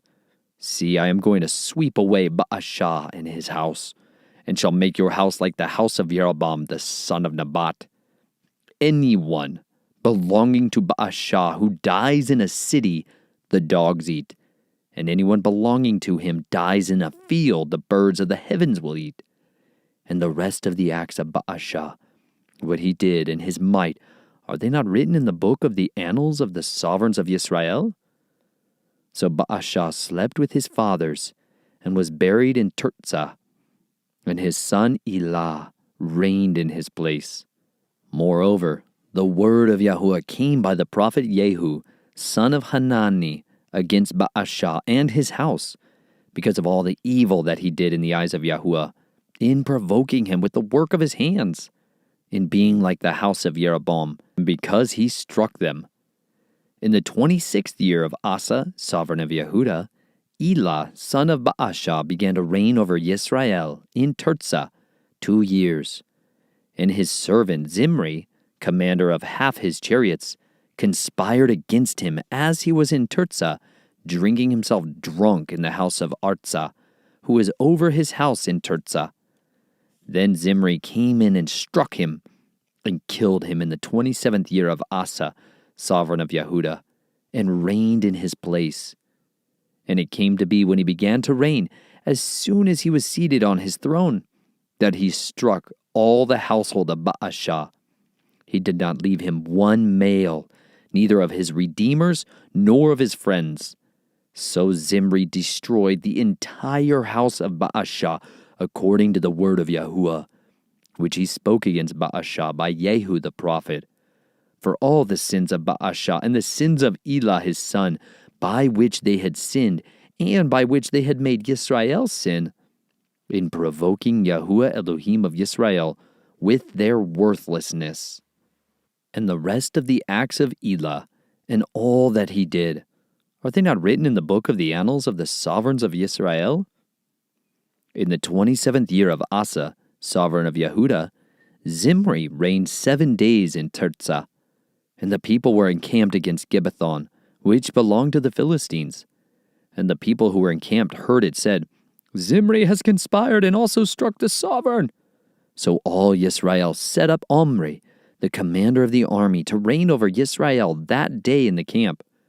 And Omri went up, and all Yisrael with him from Gibeathon, and they besieged Tirzah. And it came to be, when Zimri saw that the city was captured, that he went into a high place of the sovereign's house, and burned the sovereign's house down upon himself with fire, and died, because of the sins which he had sinned in doing evil in the eyes of Yahuwah, in walking in the way of Jeroboam, and in his sin which he had committed to make Yisrael sin. And the rest of the acts of Zimri, and the conspiracy he made, are they not written in the books of the annals of the sovereigns of Yisrael? Then the people of Yisrael were divided into 2 parts. Half of the people followed Tibni, son of Ginath, to make him reign, and half followed Omri. But the people who followed Omri were stronger than the people who followed Tibni, son of Ginath. And Tibni died, and Omri reigned. In the 31st year of Asa, sovereign of Yehuda, Omri became sovereign over Yisrael, and reigned 12 years. He reigned 6 years in Tirzah, and he bought the hill of Shamaron from Shimar for 2 talents of silver, and built on the hill, and called the name of the city which he built Shamaron, after the name of Shimar, owner of the hill. And Omri did evil in the eyes of Yahuwah, and did evil more than all those before him, and walked in all the ways of Jeroboam, son of Nebat, and in his sin by which he had made Yisrael sin, provoking Yahuwah Elohim of Yisrael with their worthlessness. And the rest of the acts of Omri which he did, and the might that he attained, are they not written in the book of the annals of the sovereigns of Yisrael? So Omri slept with his fathers, and was buried in Shamaron. And Ahab his son reigned in his place. In the 38th year of Asa, sovereign of Yehuda, Ahab, son of Omri, became sovereign over Yisrael. And Ahab, son of Omri, reigned over Yisrael in Shamaron 22 years. And Ahab, son of Omri, did evil in the eyes of Yahuwah, more than all those before him. And it came to be, as though it had been a light matter for him to walk in the sins of Jeroboam, son of Nebat, that he took as wife Jezebel, the daughter of Ethabal, sovereign of the Sidonians. And he went and served Baal, and bowed himself to it, and raised up a slaughter place for Baal in the house of Baal, which he had built in Shamaron. And Ahab made an Asherah, and Ahab did more to provoke Yahuwah Elohim of Yisrael than all the sovereigns of Yisrael before him. In his days, Chaael of Bethel built Jericho. He laid its foundation at the cost of Abiram, his firstborn, and at the cost of his youngest son, Segub. He set up its gates, according to the word of Yahuwah, which he had spoken through Yeshua, son of Nun. Chapter 17. And Eliyahu the Tishbite of the settlers of Gilead said to Ahab, As Yahuwah Elohim of Yisrael lives, before whom I stand, there shall be no dew or rain these years, except at my word. And the word of Yahuwah came to him, saying, Go away from here, and turn eastward, and hide by the Wadi Kiroth, which flows into the Yarden. And it shall be that you drink from the stream, and I shall command the ravens to feed you there. And he went and did according to the word of Yahuwah, for he went and dwelt by the Wadi Kireth, which flows into the Yarden. The ravens brought him bread and meat in the morning, and bread and meat in the evening, and he drank from the stream. And it came to be after a while that the stream dried up, because there had been no rain in the land. Then the word of Yahuwah came to him, saying, Rise up, go to Zarephath, which belongs to Zidon, and dwell there. See, I have commanded a widow there to sustain you. And he rose up and went to Zarephath, and came to the gate of the city, and saw a widow there gathering sticks. And he called and said to her, Please bring me a little water in a vessel to drink. And as she was going to get it, he called and said to her, Please bring me a piece of bread in your hand. And she said, As Yahuwah your Elohim lives, I do not have bread, only a handful of flour in a bin, and a little oil in a jar. And see, I am gathering a couple of sticks, and shall go in and prepare it for myself and my son, and we shall eat it and die. And Eliah said to her, Do not fear. Go and do as you have said, but make me a small cake from it first, and bring it to me. And afterward make some for yourself and your son. For thus said Yahuwah Elohim of Yisrael, The bin of flour shall not be used up, nor the jar of oil run dry, until the day Yahuwah sends rain on the earth. So she went and did according to the word of Eliyahu, and she and he and her household ate for many days. The bin of flour was not used up, nor did the jar of oil run dry, according to the word of Yahuwah, which he spoke by Eliyahu. And after these events it came to be that the son of the woman who owned the house became sick, and his sickness was very severe, until there was no breath left in him. And she said to Eliyahu, What have I to do with you, O man of Elohim? Have you come to me to bring my crookedness to be remembered, and to kill my son? And he said to her, Give me your son. So he took him from her arms and took him up to the upper room where he was dwelling, and laid him on his own bed, and cried out to Yahuwah and said, O Yahuwah my Elohim, have you also brought evil on the widow with whom I am sojourning, to kill her son? And he stretched himself out on the child 3 times, and cried out to Yahuwah, and said, O Yahuwah my Elohim, I pray, let the life of this child come back to him. And Yahuwah heard the voice of Eliyahu, and the life of the child came back to him, and he lived. And Eliyahu took the child and brought him down from the upper room into the house, and gave him to his mother. And Eliyahu said, See, your son lives. And the woman said to Eliyahu, Now by this I know that you are a man of Elohim, and that the word of Yahuwah in your mouth is truth. And after many days it came to be that the word of Yahuwah came to Eliyahu in the 3rd year, saying, Go, present yourself to Ahab, and I give rain on the earth. Thereupon Eliyahu went to present himself to Ahab, and the scarcity of food in Shamaron was severe. And Ahab called Obadiah, who was over his house. Now Obadiah feared Yahuwah exceedingly. And it came to be while Jezebel cut down the prophets of Yahuwah, that Obadiah had taken 100 prophets and hidden them, 50 to a cave, and had fed them with bread and water. And Ahab said to Obadiah, Go into the land, to all the springs of water, and to all the wadis. It could be that we find grass to keep the horses and mules alive, and not have any livestock cut off. They divided the land between them to pass over it. Ahab went one way by himself, and Obadiah went another way by himself. And as Obadiah was on his way, then see, Eliyahu met him, and he recognized him, and fell on his face, and said, Is that you, my master, Eliyahu? And he answered, It is I. Go, say to your master, Eliyahu is here. And he said, What have I sinned that you are giving your servant into the hand of Ahab to kill me? As Yahuwah your Elohim lives, there is no nation or reign where my master has not sent to look for you. And when they said, He is not here, he made the reign or nation swear that they could not find you. And now you say, Go say to your master, Eliyahu is here. And it shall be as soon as I am gone from you that the Spirit of Yahuwah takes you away to a place I do not know. And I shall come to report to Ahab, and when he does not find you, he shall kill me. But I, your servant, have feared Yahuwah from my youth. Was it not reported to my master what I did when Jezebel killed the prophets of Yahuwah? How I hid 100 men of the prophets of Yahuwah, 50 to a cave, and fed them with bread and water. And now you say, Go say to your master, Eliyahu is here. Then he shall kill me. And Eliyahu said, As Yahuwah of hosts lives, before whom I stand, I shall indeed show myself to him today." Obadiah then went to meet Ahab and informed him, and Ahab went to meet Eliyahu. And it came to be when Ahab saw Eliyahu that Ahab said to him, "Is that you, O disturber of Israel?"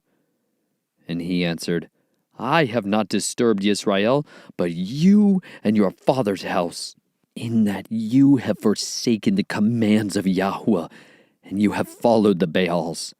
And now send and gather all Israel to me on Mount Carmel, the 450 prophets of Baal, and the 400 prophets of Asherah, who eat at Jezebel's table." Ahab then sent for all the children of Israel, and gathered the prophets on Mount Carmel. And Eliyahu came to all the people and said, "How long would you keep hopping between two opinions? If Yahweh is Elohim, follow him, and if Baal, follow him." But the people answered him not a word. And Eliyahu said to the people, "I alone am left a prophet of Yahweh, but the prophets of Baal are 450 men. Now let them give us 2 bowls, and let them choose 1 bowl for themselves, and cut it in pieces, and lay it on the wood, but set no fire. And I prepare the other bowl, and shall lay it on the wood, but set no fire. And you shall call on the name of your mighty one, and I call on the name of Yahuwah. And the Elohim who answers by fire, he is Elohim." So all the people answered and said, "The word is good." And Eliyahu said to the prophets of Baal, "Choose 1 bowl for yourselves, and prepare it first, for you are many, and call on the name of your mighty one, but set no fire." So they took the bowl which was given to them, and prepared it, and called on the name of Baal from morning even until noon, saying, "O Baal, answer us." But there was no voice, and no one answered. And they leaped about the slaughter place which they had made. And it came to be at noon that Eliyahu taunted them and said, "Cry aloud, for he is a mighty one. He is meditating, or he is busy, or he's on a journey, or it could be that he's asleep and has to be awakened." And they cried aloud and cut themselves, according to their ruling, with knives and spears, until the blood gushed out on them. And it came to be when midday was past that they prophesied until the time of bringing the evening offering. But there was no voice, and no one answered, and no one paying attention. Then Eliyahu said to all the people, "Come closer to me." And all the people came closer to him, and he repaired the slaughter place of Yahuwah that was broken down. And Eliyahu took 12 stones according to the number of the tribes of the sons of Jacob, to whom the word of Yahuwah had come, saying, "Yisrael is your name." And with the stones he built a slaughter place in the name of Yahuwah. And he made a trench around the slaughter place, large enough to hold 2 seahs of seed. And he arranged the wood and cut the bowl in pieces, and laid it on the wood, and said, "Fill 4 jars with water, and pour it on the ascending offering and on the wood." Then he said, "Do it a 2nd time." And they did it a 2nd time. And he said, "Do it a 3rd time." And they did it a 3rd time. And the water flowed around the slaughter place, and he filled the trench with water too. And it came to be at the time of bringing the evening offering, that Eliyahu the prophet came near and said, "Yahuwah Elohim of Abraham, Yitzhak, and Yisrael, let it be known today, you are Elohim in Yisrael, and I, your servant, have done all these matters by your word. Answer me, O Yahuwah, answer me, and let this people know that you are Yahuwah Elohim, and you shall turn their hearts back to you again." Then the fire of Yahuwah fell and consumed the ascending offering, and the wood, and the stones, and the dust, and it licked up the water that was in the trench. And all the people saw, and fell on their faces, and said, "Yahuwah, he is the Elohim! Yahuwah, he is the Elohim!" And Eliyahu said to them, "Seize the prophets of Baal, do not let one of them escape." So they seized them, and Eliyahu brought them down to the Wadi Kishon, and slew them there. And Eliyahu said to Ahab, "Go up, eat and drink, because of the sound of the noise of rain." And Ahab went up to eat and to drink. And Eliyahu went up to the top of Carmel, And he bowed down on the ground and put his face between his knees and said to his servant, "Go up, please. Look closely toward the sea." So he went up and looked closely and said, "Not a speck." And 7 times he said, "Go again." And it came to be the 7th time that he said, "See, a little cloud as small as a man's hand is coming out of the sea." And he said, "Go up, say to Ahab, hitch up and go down before the rain stops you." And in the meantime it came to be that the heavens became black with clouds and wind, and there was a heavy rain, while Ahab rode and went to Yezreel. And the hand of Yahuwah was on Eliyahu, and he girded up his loins, and ran ahead of Ahab to the entrance of Yezreel. Chapter 19. And when Ahab reported to Jezebel all that Eliyahu had done, also how he slew all the prophets with the sword, Jezebel sent a messenger to Eliyahu, saying, "So let the mighty ones do to me, and more also, if I do not make your life as the life of one of them by tomorrow about this time." And he feared, and rose up and ran for his life, and went to Beersheba, which belongs to Yehudah, and left his servant there. But he himself went a day's journey into the wilderness, and came and sat down under a broom tree, and prayed that he might die, and said, "It is enough. Now, Yahuwah, take my life, for I'm no better than my fathers." And he lay and slept under a broom tree. And see, a messenger touched him and said to him, "Rise, eat." And he looked, and saw by his head a cake baked on coals and a jar of water. So he ate and drank, and turned and laid down. And the messenger of Yahuwah came back the 2nd time, and touched him and said, "Rise, eat, for the journey is too much for you." And he rose up and ate and drank, and went in the strength of that food 40 days and 40 nights, as far as Horeb, the mountain of Elohim. And there he went into a cave and spent the night there. And see, the word of Yahuwah came to him and said to him, "What are you doing here, Eliyahu?"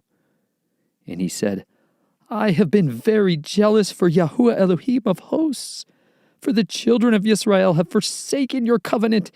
They have thrown down your slaughter places, and they have killed your prophets with the sword, and I am left, I alone, and they seek my life to take it." And he said, "Go out and stand on the mountain before Yahuwah." And see, Yahuwah passed by, and a great strong wind tearing the mountains and breaking the rocks in pieces before Yahuwah. Yahuwah was not in the wind. And after the wind, an earthquake. Yahuwah was not in the earthquake. And after the earthquake, a fire. Yahuwah was not in the fire. And after the fire, a still small voice. And it came to be, when Eliyahu heard it, that he wrapped his face in his robe, and went out and stood at the cave opening. And see, a voice came to him and said, "What are you doing here, Eliyahu?"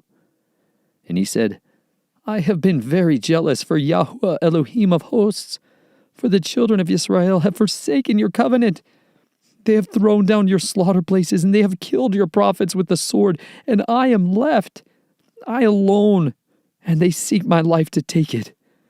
And Yahuwah said to him, "Go, return on your way to the wilderness of Damasek, and you shall go in and anoint Hazael as sovereign over Aram, and anoint Jehu son of Nimshi as sovereign over Yisrael, and anoint Elisha son of Shaphat of Abel Maholah as prophet in your place. And it shall be that whoever escapes the sword of Hazael, Jehu does kill, and whoever escapes from the sword of Jehu, Elisha does kill. And I shall leave 7,000 in Yisrael, all whose knees have not bowed to Baal, and every mouth that has not kissed him." And he went from there and found Elisha son of Shaphat, who was plowing with 12 yoke of oxen before him, and he was with the 12th. And Eliyahu passed by him and threw his robe on him. And he left the oxen and ran after Eliyahu, and said, "Please let me kiss my father and my mother, and then I follow you." And he said to him, "Go, turn back, for what have I done to you?" And he turned back from him and took a yoke of oxen and slaughtered them, and cooked their flesh using the implements of the oxen, and gave it to the people, and they ate. Then he rose up and followed Eliyahu, and became his servant.